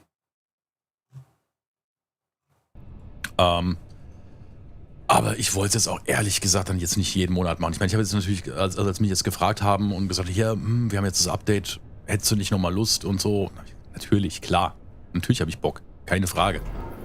Aber ich bin dann auch ehrlich gesagt jetzt erstmal froh, wenn wir jetzt erstmal wieder so ein bisschen dann unter uns weitermachen. Ja, wieder unsere ganz normale Twitch-YouTube-Geschichte. Dann kann auch der 24/7-Kanal nebenher weiterlaufen und von Wasted Space geradet werden. Das war heute Morgen auch sehr witzig. Naja. Aber kurzum, ich speichere hier das Spiel trotzdem mal ab. Vielleicht benutzen wir es ja irgendwann nochmal. Aber wie gesagt, morgen dann auf jeden Fall. Erstmal in einer schönen Korbrunde mit dem hochgeschätzten Zashi. Da freue ich mich sehr drauf, weil so schön das jetzt auch war, ich glaube, zu zweit im Korb ist es halt einfach nochmal schöner. So, und jetzt gucken wir mal was. Apropos schön. Ich sehe da was. Sagt er irgendwie, wie lange der noch macht? Wissen wir da was? Oh, nicht gut, nicht gut, nicht gut. Alles Ja, steht Und heute Test. nichts da. Der Mann hat Urlaub. Ich würde sagen, der Mann hat Urlaub. Wir gehen dahin. Der muss dann halt jetzt im Zweifelsfall ein bisschen länger machen. Im Zweifelsfall sagt er ihm, ich habe das gesagt.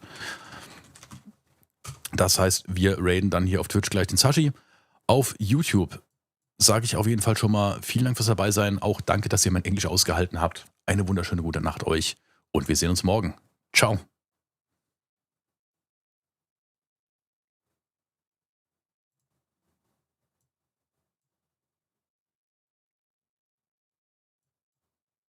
Na, Vergangenheitsmarkus jetzt fertig gleich auf YouTube?